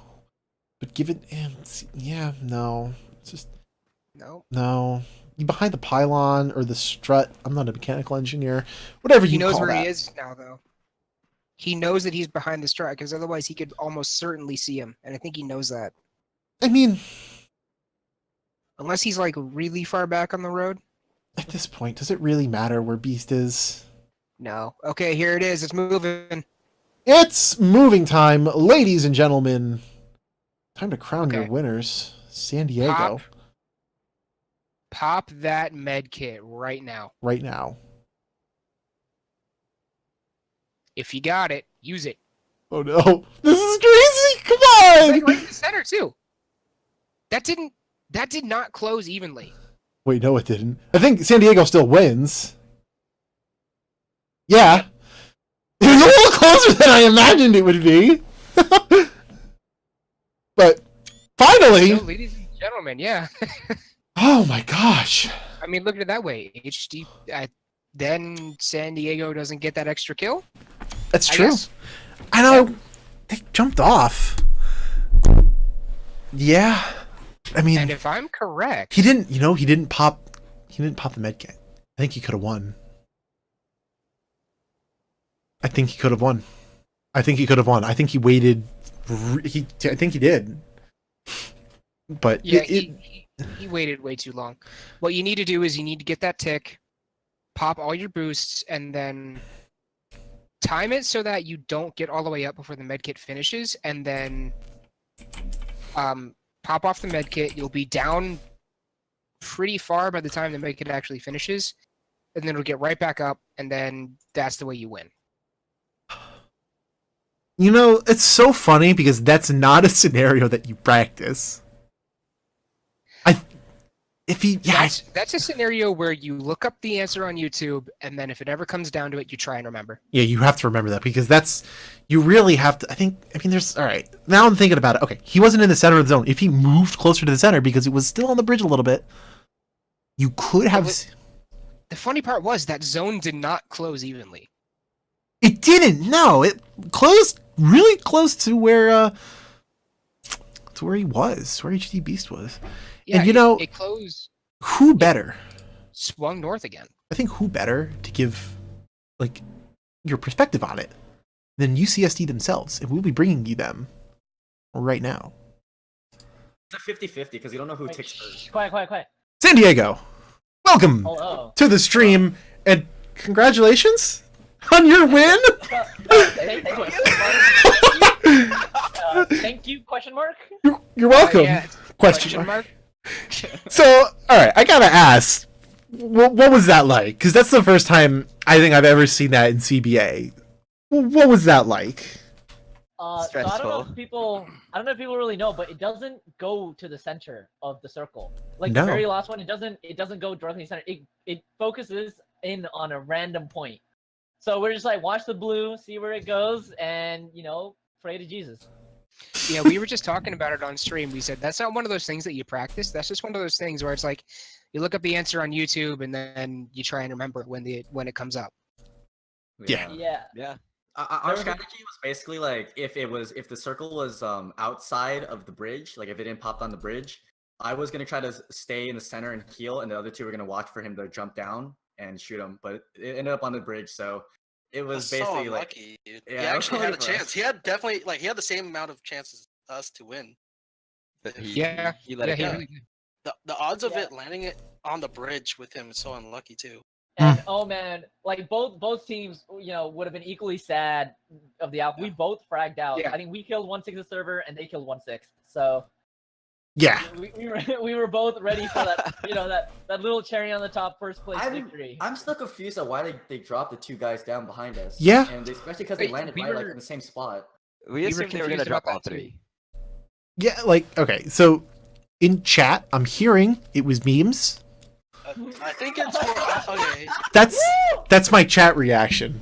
But I don't know. Like, I thought they would do it for the spectator in order, and then they stay on the spectator, and then they can see where we are, and they give call outs to the guy on top, and then lob nades. I mean, That's what they were gonna do. I don't know. You guys, Maybe. You Maybe. see around your body, it's- I guarantee the salt would have been so bad on your guys' end if you had actually ended up losing that one. definitely. Yes. yeah. Because he knew the step outside and take a tick off of the circle to get the medkit going faster. He knew that strat. Yeah. Yeah. It's He's just that he failed to use the medkit. That's why I gotta play League of Legends. Oh? Oh no. God damn What? it, Sabra. What is Uh, what does that mean? Button mash. Ah. Every game button mashes though, doesn't it? I mean, yeah, button mash to pull off the med kit there.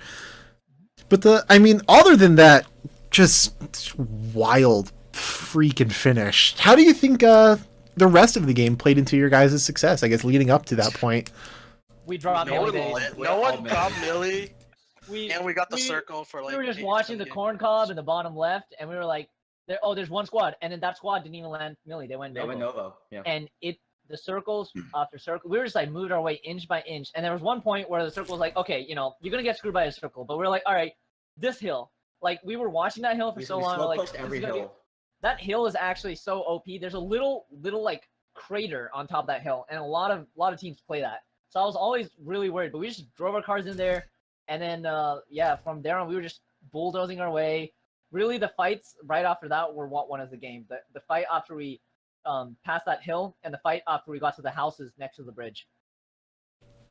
Yeah, definitely. Yes. By the way, with that win, you guys take over first currently in the qualifier standings. Yeah. Let's do it.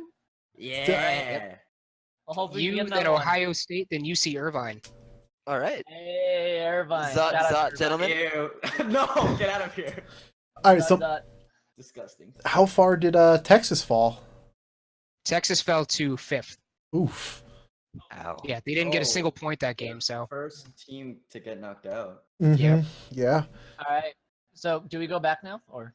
I mean, actually gotta. Super lost the dude, he's got that blood mist, man. He lost the Super control. is jonesing. Yes. Well, let me ask you one more. we know you guys want to get back into this, but we're not quite done here. So Just what? wanna say- okay. All right. Okay.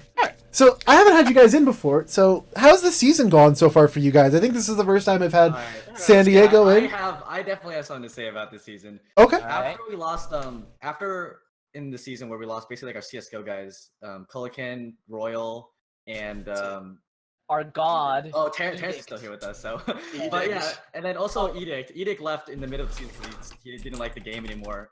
I felt like we didn't really have our shot caller because we relied on Edict so much because he was like top 10 on like the leaderboard at one point or something, and I felt really lost. And that's why we kept like I think in the middle of the season after the roster reset, we just didn't know what to do anymore, and we kept getting like 8th places and 10th places and stuff like that.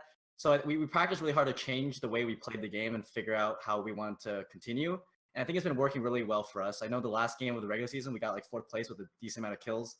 And then this game we won. So we've been working really hard to improve us.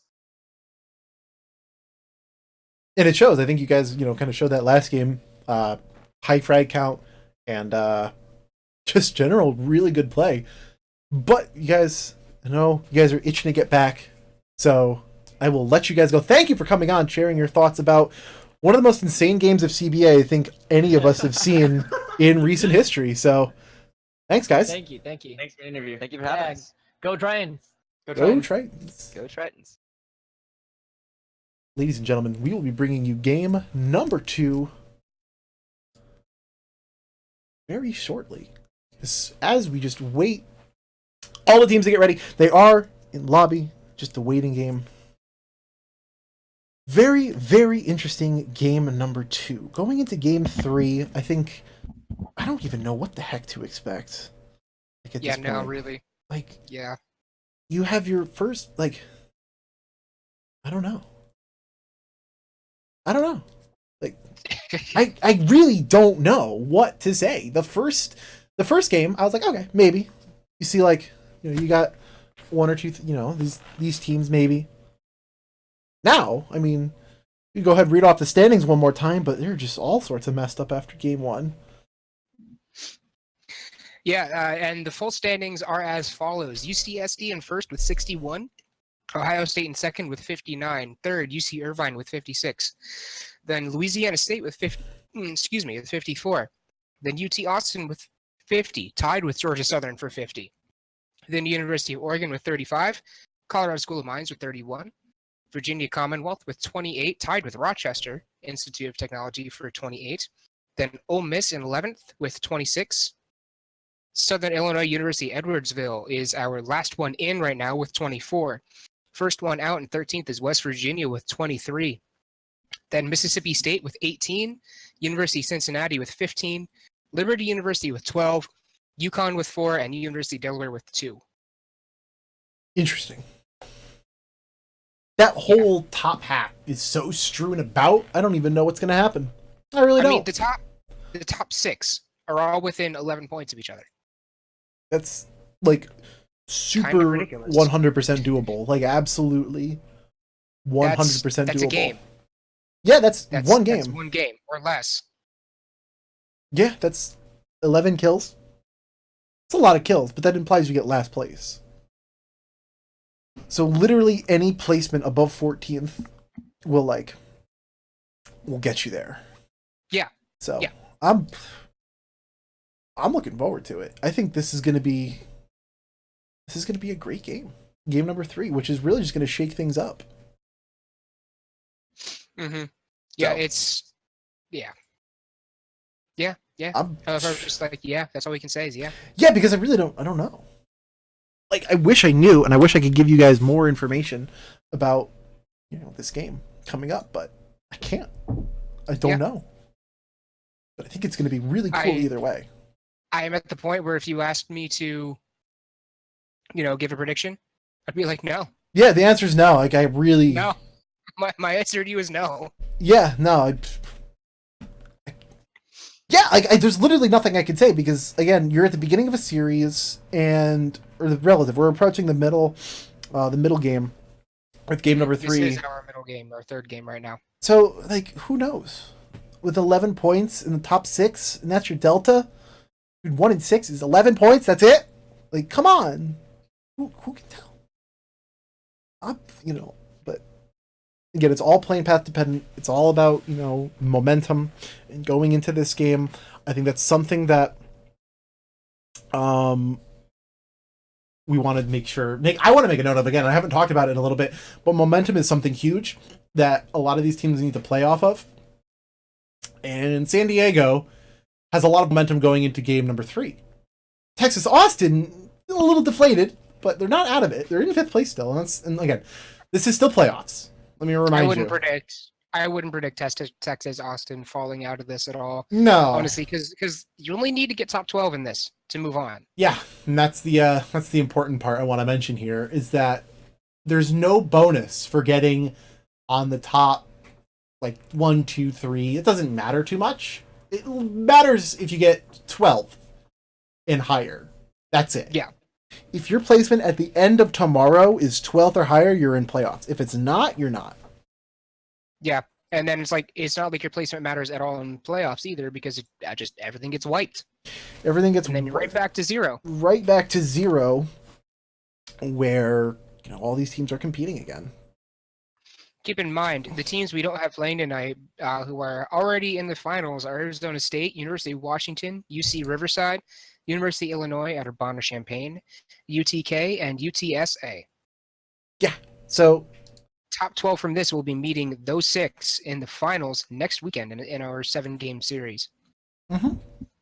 We will be beginning these games in just a moment. But yeah, if you were looking forward to seeing those guys tonight, they are already guaranteed a spot in playoffs. So they do not have to go through these qualifiers as they showed themselves to be the premier CBA teams this season. So no reason to... Some of those races were kind of close, but... Some of them were.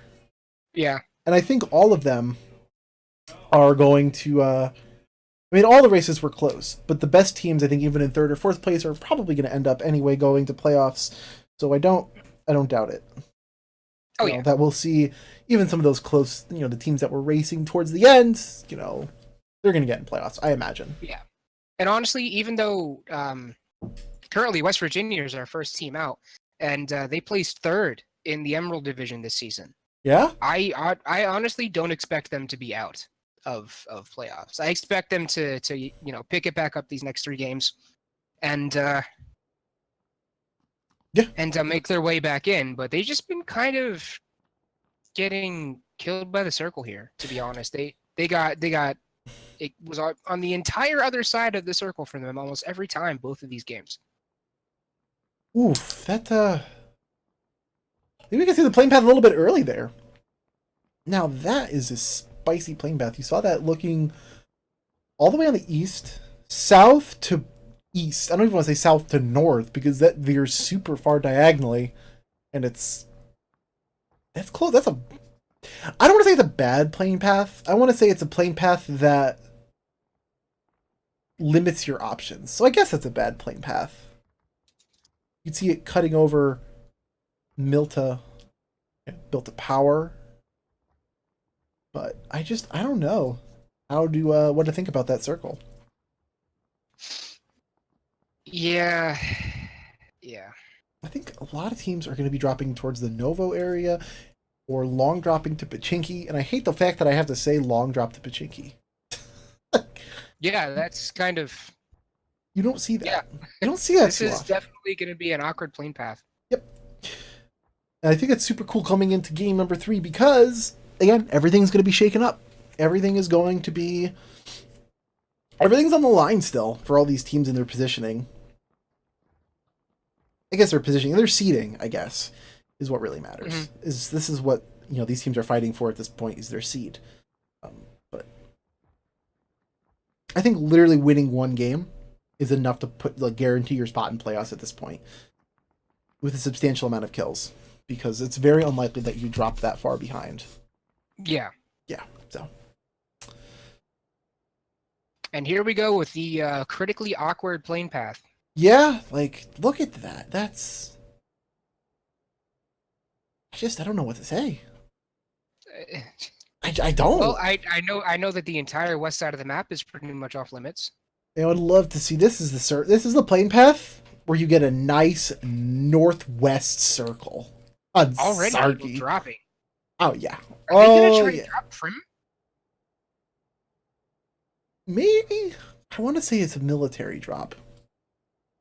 I want to say they're dropping military or Commander Zhao ferry. and Slat and Mr. Red Sky? Those guys? It might be. I think I think Commander Zhao and team are going to attempt the long haul to Primorsk. Yep, I mean that's Yeah. They've already pulled shoots. Yeah, they're gonna try it. Mm-hmm. And that's not. Meanwhile, everybody going off to the northern side of this plane path. No one wants to try and go into the Milta Power area. Which is, oh no, maybe, yeah, here they go. Liberty University. You can see Griff, Z Captain, Son of Paint. They're going down to Yeah, but they Milta. kind of waited there for a little bit, waiting to see if anybody else was gonna, be in the area, and they just aren't. Yep, which is good for them. Mississippi State. Well, Yeah, they're going yeah. for Prim. Team 14, they are going to military proper. San Diego changing things up, going Kameshki. You see N Probably Terrence. not a bad decision, honestly. No, I mean there's nobody there, so Meanwhile, we have lots of people. Wow, that school and Raza and area east of Razak is Oh. really busy. Fiasco hitting Salsa with the vehicle. Fiasco from OSU. boy. Events just proning. Does Fiasco know? I don't think so. No. Events. I think he did. But Honestly, I would reckon to say that he did. But guns already coming out. Honey Badger going out. Zacho going to go down as G Price with the M4 finishes off Zacho from OSU. Already the action is starting. 18 teams, 69 players alive currently. As West Virginia You know already what would taking really- shots. okay. I'm just gonna stop saying things, as in, what would really, because then they happen. Yep. The I was S. like, what would be really weird is if the circle ended up northwest, and guess where it is? It's in the northwest. Oh, Carpe Diem gonna go down the M4 or the M16 actually. His car's gonna explode. Cincinnati's off to a rough start.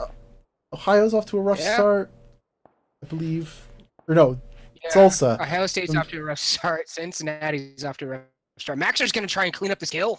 Oh no, he's running with the shotgun. This beginning of the game is. Look at him. This He's is West Virginia going for it here. yeah. Well, it's a north. It's a No, northeast nothing. circle. I think it's not as bad. northeast, yeah. It's not as bad. Okay, actually, this is not. It's still kind of awkward though, to be honest. Yeah. Wow, what is Wild Honey Badger doing all the way over there? I don't know. It's a great question. We do have teams trying to make it over to George. They got on VIX and just got out. And yeah, I was right. Mississippi State was going for the long haul to Primorsk. And it worked. I think they pulled at the right time to be able to get there. Yeah. As Carpe goes down as the mighty Dirk from West Virginia. Again. Carpe Poor again. That's right. He Carpe. went down again. I think this time he's going to get finished, though. As you can see them rushing. Oh yeah. Yeah. Yeah. Oh wow, he's getting chunked so hard now. He's already been down once. Yep. And there they go. Second blood. Salsa first blood. Carpe second blood. JB over there on the gas station. Who's that? Who else is there from Cincinnati? I forget who else was there, but he's about to get pinched. Mm-hmm. In the care And- package, we have an okay weapon. I'm more interested in the suppressor and level 3 helmet, to be honest. Yep, the AUG is an acceptable weapon. It's not the M4, so it's not as good. But it's still a rifle, so if your team needs a rifle, I don't think he'll say no. I don't know whether it's bad or good that, the care drop or the care package weapons are worse than weapons that you can just pick up off the ground. JB's just kind of doing his own thing over there. Honey Badger's going to try and pick up some momentum with that care package, and he is indeed going to go for it. I think, yeah, he's going to pick up the AUG right there with the suppressor. I mean, why wouldn't you if you have an open weapon slot? Yeah. Cincinnati losing a player right off the bat, but I think they're going to be okay coming out of this. JB meeting up. Oh, JB, does he have... Does he have a weapon? Or is he just not... I think he was going for the care package. Oh, yeah, unfortunately, Wild Honey Badger's going to beat him to the point. Oh, he does have a weapon. Oh, he has a VSS and But do it. Do it. no, no. At that range of the moving car, the VSS is good on stationary targets because you can launch a volley of, of 9 mil. But Yeah.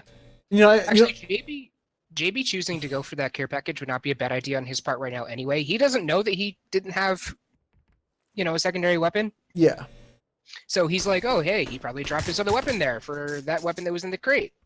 Here in Yasnaya now, Team 4, this is Ohio State, and Southern Illinois, Edwardsville's Fiasco goes down as Leviv gets a nice angle, the refrag from Chancery in the window with the Iron Sights AK, and now you're going to see, again, a Well, that was Trump 3v3. 11 that refragged Leviv. Yep. Oh, actually. Yeah, okay. Chancery not going to get that fighter, but not bad either way. As Chancery, again, going to get caught out here. This is a bad spot. Oh, no, he's going to vault in through the window. Able to now. He's not really all that bad right now. Nah, I forgot that window was there, but Tent God gonna go down with an M4 headshot J while refragging onto jump denial with the Scar L. Ohio State in a bit of a rough spot here. Chancery, the only one left healthy from Ohio State. Kind of wondering what he has to do. He has to go get reses now, but if he goes to get a risky res, he has to pick Fiasco. Ohio State, currently in second. Put in this bad of a spot already? I don't even know anymore, man. Wow, this is going to turn out like Texas Austin. It could possibly. I mean, Fiasco is going to get resed right here. There's one player left to res Jawa. Like, again, now looking out the window, seeing if there's any boys near that tanker, but they're all behind the half wall, so a good spot, I guess, to be for OSU right now. Cover coming down, smoke grenades going out. Fiasco's going to get the last res off, but I think Jawa saw that and just waiting for the heads to peek up, have them kind of on a lockdown. Yeah, he just saw the heads going. So a grenade would be a good. Yeah, Leviv. A good grenade would be a good idea. Leviv's grenades are a little bit. Oh, I think he shot. Come on! Oh, what is wrong with? It's the bars. I blame the bars.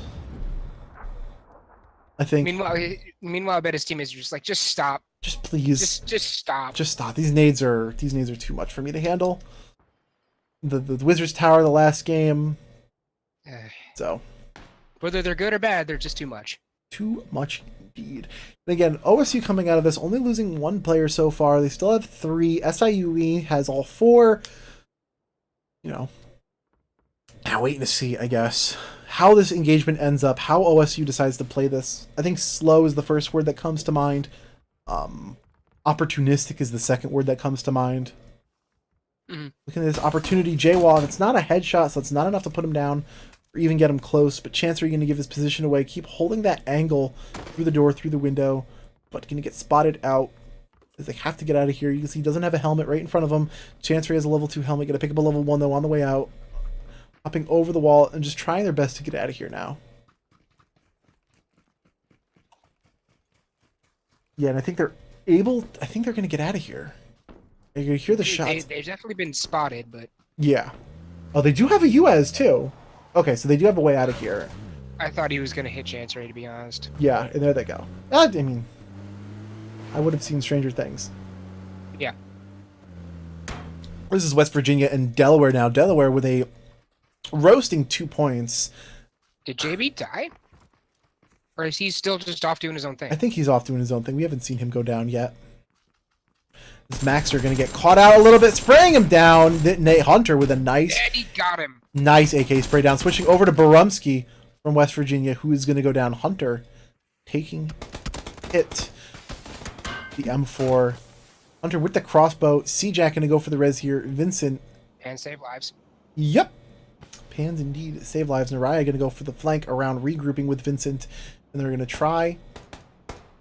And, West Virginia definitely not in a good spot here, though. They only have 3. JB's off doing his own thing, and you know, we have University of Delaware. Just all 4 members here pushed up. But I don't know. They look like they want to. I don't know. They're low. I don't know if they want to push on it or not, or they're going to push around. You can see Naraya is their shot caller, so I think they're going to make the call to go around and play them. So they just have one long angle to deal with instead of multiple long angles. And you can see she's... I guarantee you Derp sees this coming, though. I think so. He's still looking towards the garage building where they were. And I think, oh yeah, here comes the call. They're going to take this compound up here and fight them from compound, which is a lot better than fighting just in the middle of the field. Oh, they're just disengaging entirely. Okay. Oh, okay. That's another thing that you can do is just... They're not a team that's very, fight-oriented. No. Hunter, which is why he's staying back, I think. Yeah. And I think a lot of... JB's up on the hill. And I think a lot of it is they don't have a whole lot of points, so they want to play for positioning as much as they possibly can in order to get, bring up their point deficit, because they do want to try and get in. What do you call it? They want to get as high as they can and try their best to get in the playoffs. And again, I don't want to count any team out.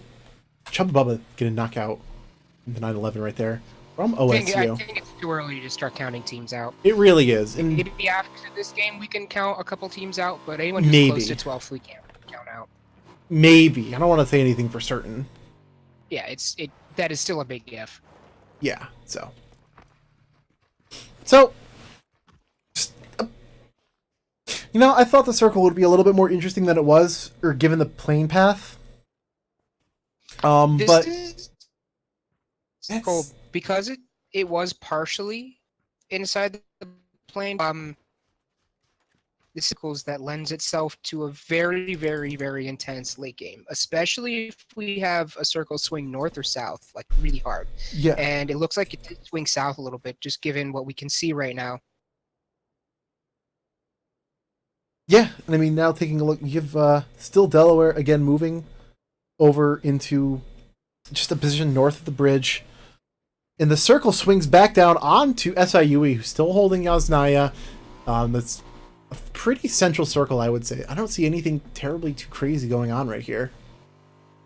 Yeah, no, nothing super crazy. No.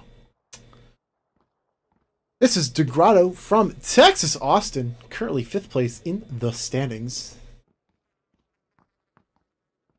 Taking some shots downrange at Colorado School of Mines.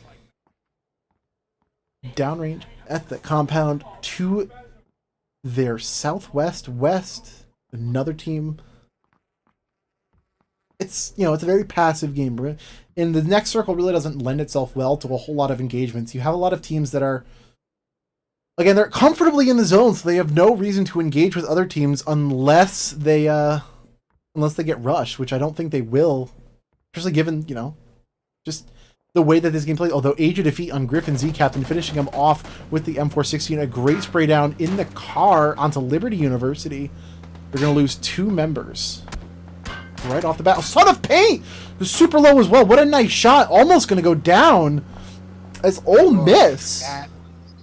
That was almost very bad for them. Z Captain going to go down. I mean, it still is pretty bad, but it could have been worse. This is Virginia Commonwealth onto West Virginia, the 2 Virginia schools. Right now, JB super low as Proximus Blackfin as well from LSU. Seeing Team 17 drive on by Mississippi State. Chancery killing Chubbubba with the M16. Fiasco getting a knock. Sino driving in the water right there from Mississippi State, trying to cross the bridge as Delaware gets wind of it. Virginia Commonwealth gets wind of it. Elwood from the University of Texas gets Son of Paint with the M16. They did end up stopping at away, and Borumsky finishing him off with the M4. So you saw Liberty University there having a rough time. No teams are out right now. CJack TV riding up from Delaware on that jet ski, going to get caught out by Virginia Commonwealth. Not able to get shot at, though. Not going to go down. LSU as well. You see Sino in the water. I think that maybe the call out, or CJack is running right towards him. Moving along in that inlet as Mighty Derb now firing some shots over maybe at Team 15. Liberty. Meanwhile, JB from West Virginia, who Mighty Derb is also from, still just kind of out there doing his own thing. He almost lost his life for it once. Almost lost it once, and again, now you just have to play it safe. And, play for positioning. All these teams still in the running. 18 and 64 players left alive. We've lost 7 players so far, but no teams. Wild Honey Badger now from Cincinnati onto Chancery with the VSS as he runs down the hill. We're going to get those shots through the window. And he's towards the north end of the circle. Ohio State is the one that's closest to them right now. You can see Chancery up top there. Wow, Honey Badger with some ambitious, I would say. I think it's a good word to describe the shots. Ambitious, at the very least. Yeah, I mean, if you can make it work, awesome for you, but still. That is one heck of an arc to deal with in terms of bullet trajectory. At that range, you're also not going to do a heck of a lot of damage, so. No, look at OSU now with the Mini 14 and the 8 times. Wild Honey Badger has the angle on it. No, it's going to be a little bit delayed in that one shot. Not able to connect on the head of Wild Honey Badger, but he's going to get peeked out a little bit as his position is getting compromised here. Going to have to force to move. You can see the pepper shots down from Cincinnati on to OSU right now, as OSU's on the top. They're a team known to practice playing the edge. Their D2 team did exactly that. You can see he's going to connect with one shot right there, but they do have to move now as the circle does not favor them. OSU has a history of playing very edge of the circle. That's something they like to do. It's kind of worked out for them in the past, but it's interesting to see how they managed to turn that into playoffs, and Yasnaya may be our final battleground. So Vince, this is Oregon right now having a rough time as Elwood finishes them off with the M16. Hate D still alive in the apartments. You can see that towards the southwest of your screen. No team is out yet. You know what? You're right. That's yeah. We haven't had a single team die yet. This is going to be one heck of a late game. I mean, yeah, there's literally no team that's out, and we've gone. This is the third circle that you just saw pop up. Like, I don't know what you want me to say. Like, that's 18. This is a super passive game. For what I thought might be an interesting kind of playing path, we saw something a little bit different from what we usually see. There's been 8 people dead in 2 circles, and all 18 teams are still alive. Yeah. So I don't even know if, I mean, we've only teams. We've only even had a couple like fatalities so far. yeah, only 8. That's it. 4 players a team. We had one this game with 3 players. Yeah. This is Zamo. Now he's checking out that care package. It was definitely taking Age of Defeat, taking long shots at UT across the field as Team 18 SIUE, JWA getting HDBs with the Car 98K, Leviv also looking at LSU, who tries to enter Pochinki. You can see rest of UT and Virginia Commonwealth right on top of each other, south of the P on your mini-map right there. And you can see Yasnaya becoming kind of a popular spot as the knocks start to come out. Leviv trying to get a read onto KS Hammer and the rest of Virginia Commonwealth. But they are in an interesting spot as teams start to pile in. San Diego going to take the mayoral police building, the building that you only find in Yasnaya. LSU taking that building. Shabu knocking out Weffels and finishing him with the Scar L. Cuddy Boo Boo knocking out G Price with the Scar. No finish right yet. He is still down. Yasnaya going to become a pretty hard hotspot right now. Thug Trio taking up residence right next to Texas Austin.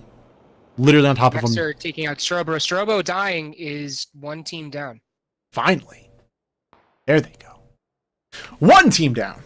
Marku onto G Price. The M416. 17 teams and 60 players left alive as the third circle starts to close. Oh my gosh. I just don't even know what to say. I mean, how have we only had 1 team die? That, like, really? How have magic. we only had 1 team die? This is PUBG magic. The fact that the game doesn't really... I mean, it started. The game doesn't really start till when this circle closes. Then the game starts. You can see Age of Defeat right now. And the rest of Ole Miss taking some shots. Team 14. That's UC Irvine. It's like there's the game, and then there's the game. Oh, yeah. No. Like, they're playing PUBG, but they haven't played PUBG, if you kind of know what I'm saying. Yeah. I'm surprised no one has taken up that compound in the center of the field. Yeah, no, neither have I. I mean... That's a really easy compound to hold. Mm-hmm. And no one's in it. Hello? Yeah, I mean... It's open. It's open, knock, knock. But, I mean, I think a lot of it comes from the hesitation that this game is so slow that probably... Oh, Shadow 1Z knocked outside the play zone. Semicolon, going to take some shots right there as Marku pushes inside really close to CSM right here. You can see Zamo going to be pushing on top. We can see the 2 times try and go for the refrag, but not going to happen. Zamo going to be going outside back in. Marku going to go down right behind the hill there. J-Wall knocking out, getting 1 knock. Cuddy Boo Boo. Looking now at the res. Last player left alive healthy for UC Irvine. Yeah, this is... I mean, yeah. Well, wait, no, Shabu's still... Oh, never mind. No, he's down outside the play zone. There he goes. So, I mean... He's close enough that he could go for the res, but they know where Cuddy Boo Boo is. There's no way. Yeah, I don't really think that it's going to be a situation where UC Irvine gets the reses off on anybody here. Cuddy Boo just has to make his way in, but you can see he's going to start running. Zamo getting that finish onto Marku as Cuddy is now running across the field. Grossi has a read on him with that red dot. Taking to take some shots behind the hay bale. He's going to land on some cover, and Terrence knocking out Lighty with a Car 98K headshot. Shadow 1Z and Shabu finally bleeding out, and Terrence engaging Yukon right now. San Diego. They're going to get the res off. It's just a car shot. Here comes Ole Miss, though, storming into Yasnaya with just great conviction. Wow. But They're going to eat it for it. Knive is going to go down. Fake Prax drifting his way in along the half wall onto Asia Defeat. It's Yasnaya drift. He's going to land onto Asia Defeat. He's going to go down. Oh, no. XPFC knocking him out, Semicolon knocking out Naraya, Pixelbob knocking out Frisbee, Classified finishing Naraya with the at-og from Delaware. Fake Prax now going to get rezzed. Age of Defeat going to go for that. Frisbee down as well. Age of Defeat last player left alive. Fake Prax bleeding out by a significant margin. Thug Trio finishing him off. Fiend Ninja getting Hunter from Delaware with that headshot. Chancery knocking Yup was taken with the M416. Here come the frags. Even with all of these teams, just this sitting in Yasnaya. Yeah. We've only seen 2 teams die. And Delaware is Delaware going down too. Fiasco knocking out JB going got finished off, I believe. Mm-hmm. Fiasco on Maxer, Barumsky with Wild Honey Badger, both M4s. Fiasco on the Mighty Derb now, trying to land that nice angled headshot. No, not able to finish it off. Gonna get that first aid off. Nice strafe behind the tree you saw from Mighty Derb. That slight left movement on your screen. He was still able to do the first aid in West Virginia. Still in it. Get out. Yeah. They cannot afford to have these low finishes anymore.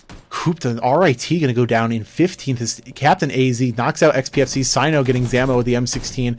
Captain AZ from Yukon XPFC. You saw them win last game. Semicolon going down from CSM. Crosy as well alive. Cuddy Boo Boo from Team 14 alive in the middle of the field. Here's Sino from Mississippi State.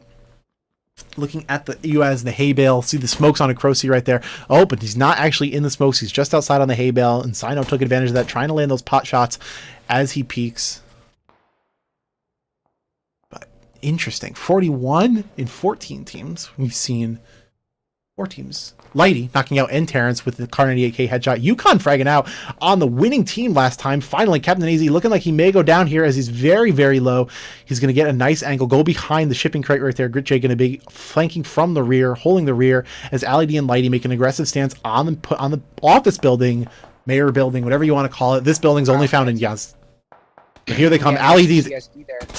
Ali's going to go down. Lighty is going to look really low as well. This is going to be a rough building to push, especially on San Diego, who has a lot of momentum coming into this game. And you can see Captain AZ as well going to go down. I mean, you got all of, one possible entrance into this building? Yeah, Gritjay. I think that's all, actually. Yeah, Yukon just having 2 entrances. Gritjay just kind of caught out right here. And then Yukon kind of going in one by one. Just not able to connect, and Gritjay maybe just going to go for the 2 solo boy play with Lighty, and Gritjay going to have to do their best to play solo and get a good placement, because as of right now, Yukon's not looking too hot going into game 3 here. No, but a high placement here could be exactly what they need to get back in this. It is exactly what they need. Yasnaya going to be your final battleground as Age of Defeat onto Gritjay right now, and not able to get, and he's going to go down, I think, Yukon in 14th. I think. Yep. Was that it? Yep. Lighty goes down in the thing, and that's not what they wanted. Lighty went down swinging, gonna knock 2 of them out as he goes, but not anything that we really wanted to have happen tonight. Yukon, 13 teams of 37 players left alive. A lot less players now. So what happened to Yukon this season? They were doing well at the beginning, but then they just kind of lost it in the second We split. did have 2 subs tonight, so that kind of worked to our disadvantage. So I think other than that, just poor play, I would say. Daniel D and Legolas now. Virginia Commonwealth taking shots down at Georgia Southern. I think just, going back to Yukon, I think poor play and the subs really got to us tonight. Ended up kind of tanking the position. Elwood From Texas Austin on Cuddy Boo Boo, Commander Zhao from Mississippi State getting Crocy with the M416. Those are both kills, now down to 35. Looking Daniel D, taking some shots down. I am Win onto San Diego. Lens, the M4, see Daniel D onto Legolas, trying to lead with Scarred 2 times, not connecting. As here comes the rest of Georgia Southern. Not able to connect with anything, though. The smoke trail from Georgia Southern is strong. The pepper fire from Virginia Commonwealth not able to be enough as they run right into San Diego, though. This is a very, very crowded circle now. Yeah, wow. You have Age of Defeat right there. You have UCSD, the entire team right there. You have LSU over there. You have Virginia Commonwealth sitting right here, right in front of you. Georgia Southern trying to push in, be a part of it. Mm-hmm. And a Partridge in Archery. 10 teams, 33. 2 players just died. Didn't see the kill feed. It's... I can't tell you. It's the odds nigh. So where the circle lands, I imagine, and we're going to see it in a second, my bet is that it lands in the city and not the field. Probably. Yeah. Oh! Okay. Oh. Oh my. Well then. Well, then that's field. I don't know. Now it's rotation time. Now we're going to see teams rotate towards the field. You have that care package in the middle of the field that's like actually going to be good cover for a lot of these teams. I don't know. I wouldn't want to be in the field. I really wouldn't want to be. I'd want to be holed up in one of those buildings just on the edge, but they're currently occupied, so. Yeah. So. You're going to see Fiasco getting the Mighty Eater with the M416 now. Mighty Eater going to go down from West Virginia. Bromsky immediately going to go for that resurrection. Chancery down. OSU probably going to go for that res right now. Yep. They know West Virginia has to push through them. Yes, sir. I mean, a lot of these teams have to push through each other as well. You have SIUE. Team 18 has to push down across the street. Team 10, 2, 5, 6, and 17. You can see them all south of the Yasnaya name. Team 9 as well, you have, that's UC San Diego pushing in from the east in just kind of a crazy zone right now. Mr. Red Sky going to go down as N. Terrence from San Diego going to get caught out by Culpepper, Curly 103, getting him with the M416, leaving Red Sky behind. Look at them hiding in those smoke grenades, using that as stationary cover as Curly 103 going to knock down outside the zone. He was super low. Culpepper as well just has to run it in right now. Legolas going to die to the field as they're just getting peppered down from the field. People going down all the way. That's going to be San Diego who goes down right there as Pixel Bob finishes them off. Now Daniel D from Virginia Commonwealth finishing off Culpepper. That's Georgia Southern going down in 9th place. Looking at LSU as well. Now in that building, I am Win taking some shots at Pixel Bob. Pixel Bob going to die right there. Virginia Commonwealth down but not out. Daniel D taking shots from the 3rd floor window. KS Hammer as well in another building. I am Win trying to get an angle. Thug Trio as well. Still 3 players left alive for Virginia Commonwealth. As you can see, shots ringing out all the way across the field. Age of Defeat now looking down, trying to land some shots. JWA going down right there from SIUE. Some grenade going down the staircase. So much action that our observers having issues keeping up with it all. Thug Trio getting JWA. Barumsky getting trumped at 911. Prox with Blackfin knocking out Leva. Fiasco getting Barumsky. HDB's knocking out JWA. Now looking at HDB, who's going to get a nice spray down. Jumping, now looking out the window is going to HDB's finishing JWA off with the M16. Peeking around left. Here they come. Agent going to be peeking around a little bit too long. The zone starts to close in right now. This is why it's so hectic. Prox with Blackfin getting Levif. Fiasco getting Bromsky with an M16 headshot. M416 headshot. Look at Agent Defeat now on Iron Tank God. That's going to be it for those guys. You're going to go down quickly, snap that first, or that med kit, go up the stairs, inside the zone. Oh boy. Lots of action. Elwood down. Commander Zhao taking those pot shots with the M416. The Grotto going to go for the res. Commander Zhao wasn't able to see that. Ooh. All right. This is definitely a funky circle. Still 7. Commander Zhao, no! He's going to go down. Peek that window for a little bit too long and was able to get shot at. Taken out. As Texas Austin going to go for that res, get that res off. Commander Zhao, Fiend Ninja going to get that res off 45 seconds until the zone closes in the smaller version of the last circle. Equal amounts of city and field. Yeah. So Yeah, like I said, I wouldn't want to be in the field in that last circle, to be honest. No. I'd rather take my chances fighting through the city. It's Oh, rough. this is one heck of a fight here. Yeah, it truly is. This is 7 teams going into 8, 17. like the 7th or 4 8th of circle. them have more Like, than one person. yeah, definitely. Grotto going down again. Can't tell from who. Look at VCU going to make the rotate out into the field. Thug Trio, Chaos Hammer, Daniel D going out in the field, trying to get a position that's central, but they're a little bit far to the east. They're moving. You see, that's kind of where their head space is at. That's where they want to move. One player, super far inside of the zone right now. Taking a look at Mighty Derp here, who's on West Virginia, trying to live, as well as Fiasco, who's on Ohio State, just trying to live as well. Yeah.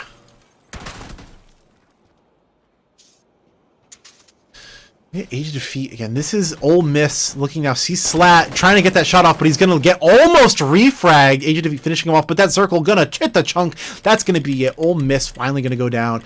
Looking now.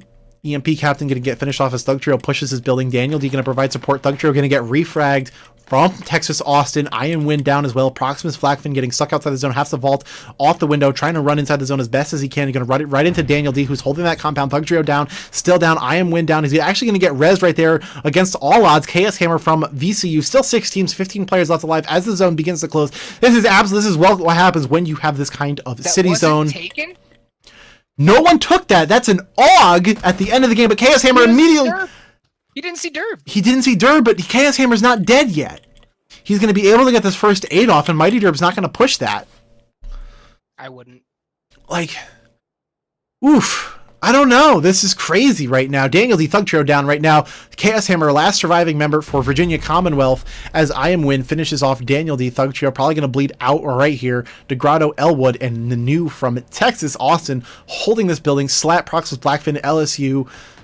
Your Bridge Boys from last game holding this shack compound and a half wall, trying their best. The zone still center north as it closes in. That's the last zone. Elwood finally having Thug Trio bleed out, but 6 people going into the literal last circle of the game. It's kind of nuts. It's going to be hard to cast right here. That's a challenge I'm willing to take. Proximus Blackfin a little bit low, having to heal up as he gets shot. Elwood getting a nice angle. Slat holding that building for as long as he possibly can.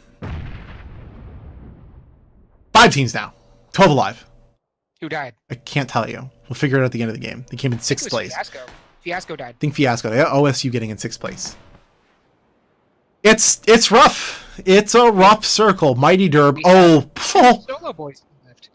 What is the value of an ice cream truck as Chaos Hammer and the Mighty Derb hear each other across the side, but Chaos Hammer able to get in and run across and get inside the zone. I think, right? I don't think Chaos Hammer knew he was there. I love Mississippi State's positioning right now as the Mighty Derb actually finishes Chaos Hammer off. West Virginia getting that Going to guarantee frag. themselves another spot, and this is exactly what West Virginia needs, just this finish. LSU and Texas Austin might engage with each other. Look at Mississippi State. I love what they're doing right now because it's They're nothing. We're good. What do you mean? I'm not moving. You move. I guarantee you right now what they're talking about is what happens if someone throws a grenade in here. They're like, what do we do? I mean, can you... Yeah, there's a window there. Who would be the one to throw that in? I think UT. So LSU going to go down. Texas Austin finishing that out. 3 teams and 8 players left alive. You know, I remember it was Mississippi State, wasn't it, that pushed up the hill on Riverside? It was them. I don't remember who it was. I think it was them. And you know, we could see something. They could see something happen here, the similar fashion. Although they're not nearly as a bad spot as they were in that game. But remind everybody, this is 3 teams, and this is literally the final circle for the 2nd game in a row. Oh gosh. I mean, playoffs is a rough time. I mean, what do you want me to say? The funny part is, at this point, Derb has an even chance of winning as these other teams. Yeah. I mean, he's a solo boy. Oh, here's the door. That door had to be heard around the world. The door heard around the world as Elwood, Mighty Derb, DeGrotto, and Nanu versus the other 4 of Phoenix, Jason Tomasi, Sino, Commander Jack. Here come the smoke grenades. Ladies and gentlemen, it's Mississippi State's time to make a play. Let me hear it in chat who you are rooting for as Elwood going to go for those frag grenades on the smoke grenade. Sino going to be the one to push out right now. Oh, hello! Wait, he's gonna run right into. Oh, Mighty Derb gonna run right out. Mighty Derb gonna finish off Sinos after. Here come the shots, ladies and gentlemen. Mighty Derb feeling pretty nice. Yeah. West Virginia still in it. Elwood, Nanu, and DeGrotto from Texas Austin holding the half wall. Ninja, Commander Zhao, Jason Tomasi feeling a little bit pretty much apprehensive of the fact that Mighty Derb literally sprayed him down with in cold blood. Oh, he's right there, and he went so confidently into that shelter. So yeah, it's Oh, gets a nice angle. Mighty Derb on Jason Tomasi. Not able to connect. Oh, here he goes down. UT Austin finishes off that kill. Not Commander Zhao. Phoenix are going to go down on Commander Zhao. Last player left healthy. You're going to see Phoenix crawl over to get that res. Elwood not able to get that connection. Mighty Derb, though, could hold him. There he goes. Trying to get information while you're down. Jason Tomasi and Commander Zhao. Now Mississippi State just playing a little too aggressive. Even though they're playing nothing, they played a little bit more aggressive. I mean, they really don't have a choice here. UT Austin they have the center of that circle, so they have everything right now. Yeah. So, I mean, just waiting to see which one of these teams gets it. They're just all kind of doing the dance right now. Apologies for the technical interruption.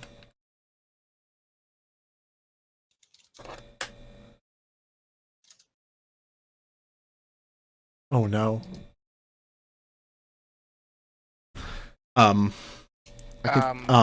Sorry about that, ladies and gentlemen.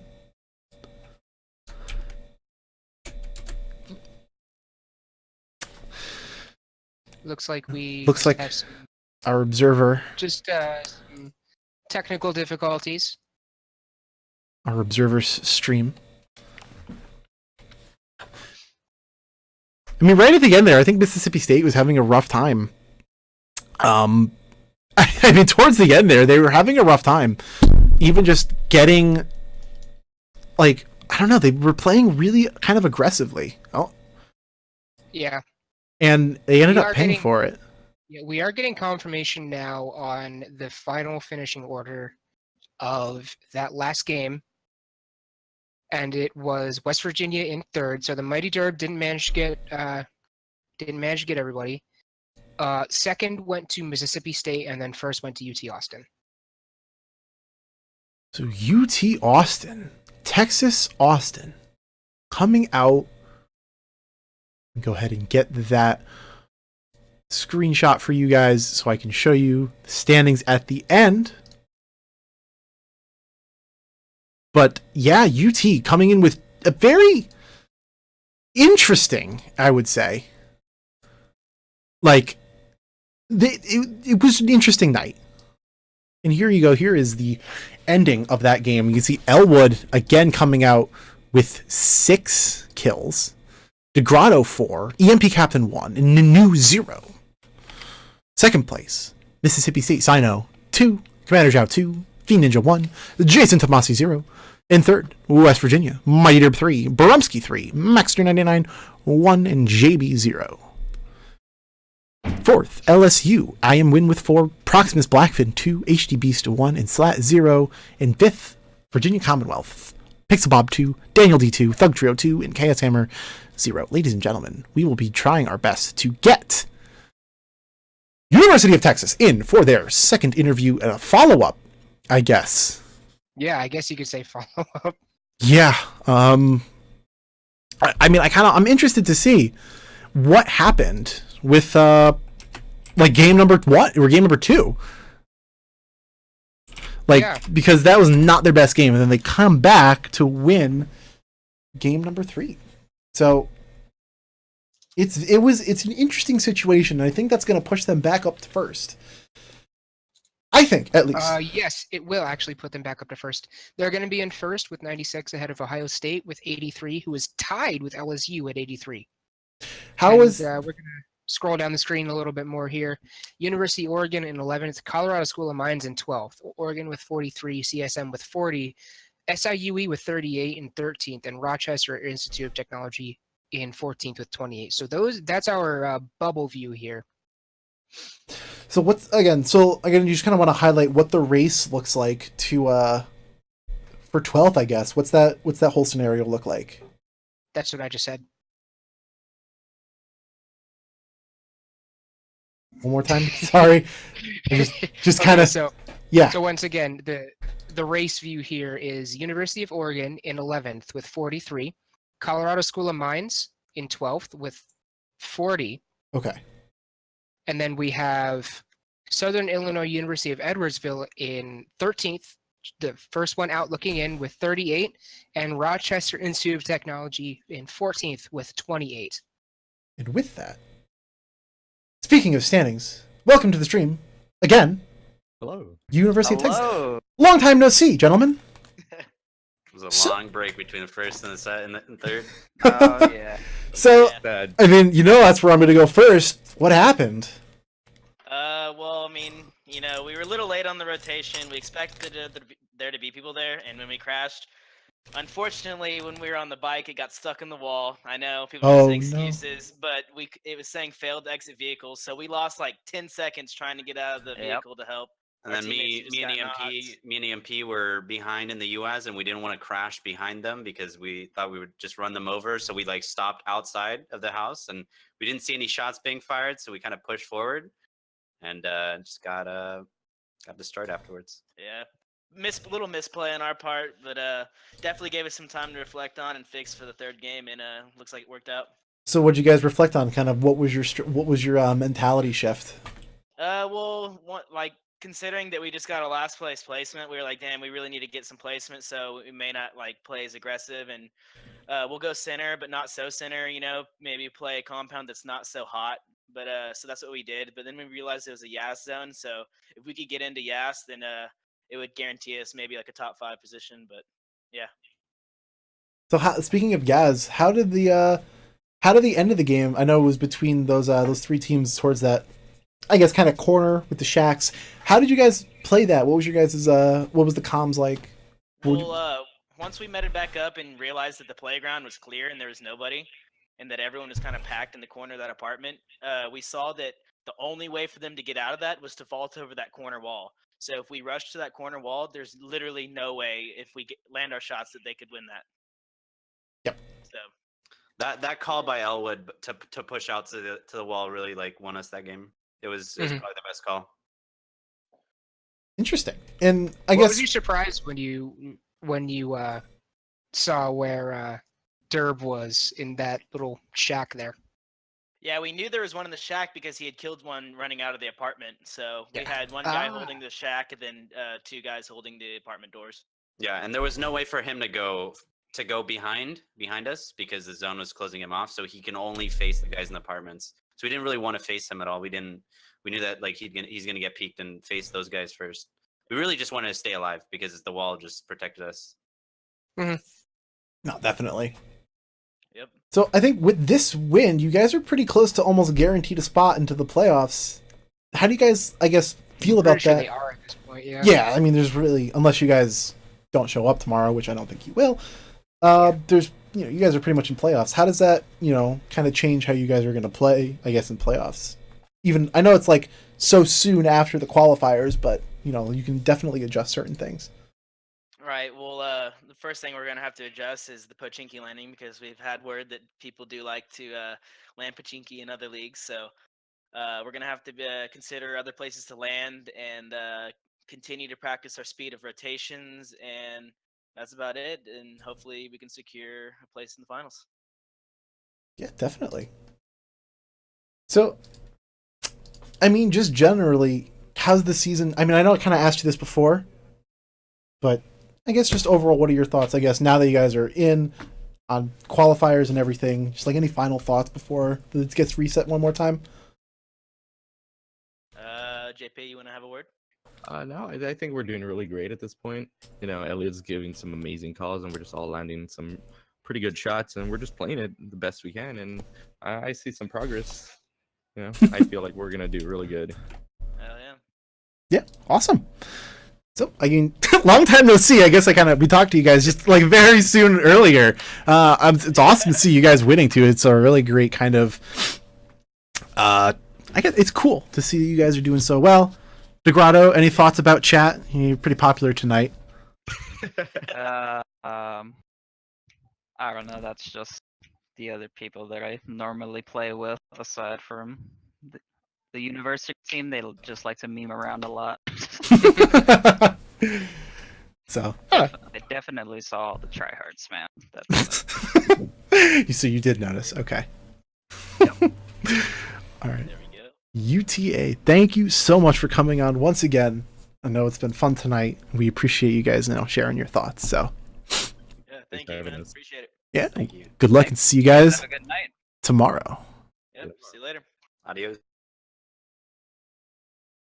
Ladies and gentlemen, if you have stuck around for this time, we would like to bring you the giveaway. So if you have followed the chat, if you have followed the stream, and you are if you follow the stream and you're currently in chat, we are going to be giving it away very soon. Going to be rolling a random ticket.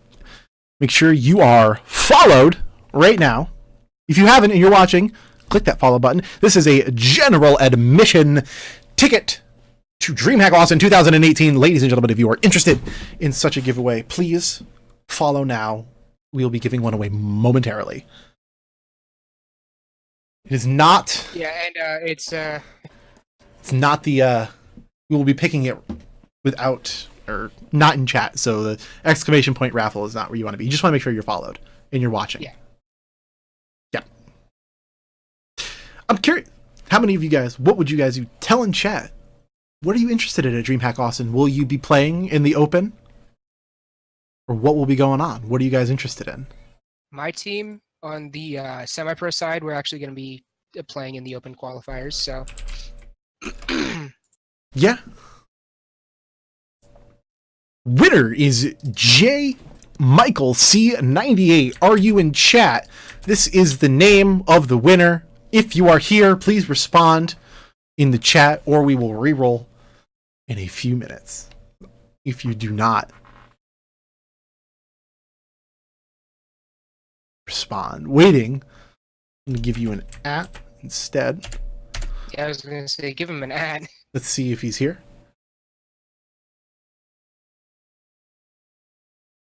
I'll give you about 1 or 2 minutes. Give him 1 more minute to respond. He is here, ladies and gentlemen. There he is. Congratulations, J. Michael. Please get in contact with us on Discord. You can join our Discord and message any of the council to get in touch and claim your prize. Thank you for coming out. Thank you, everybody, for coming out. Ladies and gentlemen, we can't do this without your support. So thank you to all of the viewers who come out and support CBA in this fashion. Thank you to our wonderful sponsors for their great partnerships and pricing. It's been a pleasure to work with DreamHack Austin 2000, DreamHack and DreamHack Austin 2018. If you are so interested in going, you can check out their website for information, or you can follow us on Twitch. We're giving away some more tickets if you're interested. Stay in touch, follow the stream, and get notified for when we go live. Corsair for providing great pricing for our first, second, and third Division 1 finals playoff champions. Again, that is K70 keyboards for the first place, Void Pro USB headsets for the second place, and K65 FPS mice for third place. DreamHack Austin giving our first place team 4 bring your own computer tickets and an entry into the $100,000 PUBG tournament and $500 to get there for travel expenses and hotel and so on and so forth. We can't do it without our subscribers, so all of the subscribers who sub get access to the college Snake Boise emote.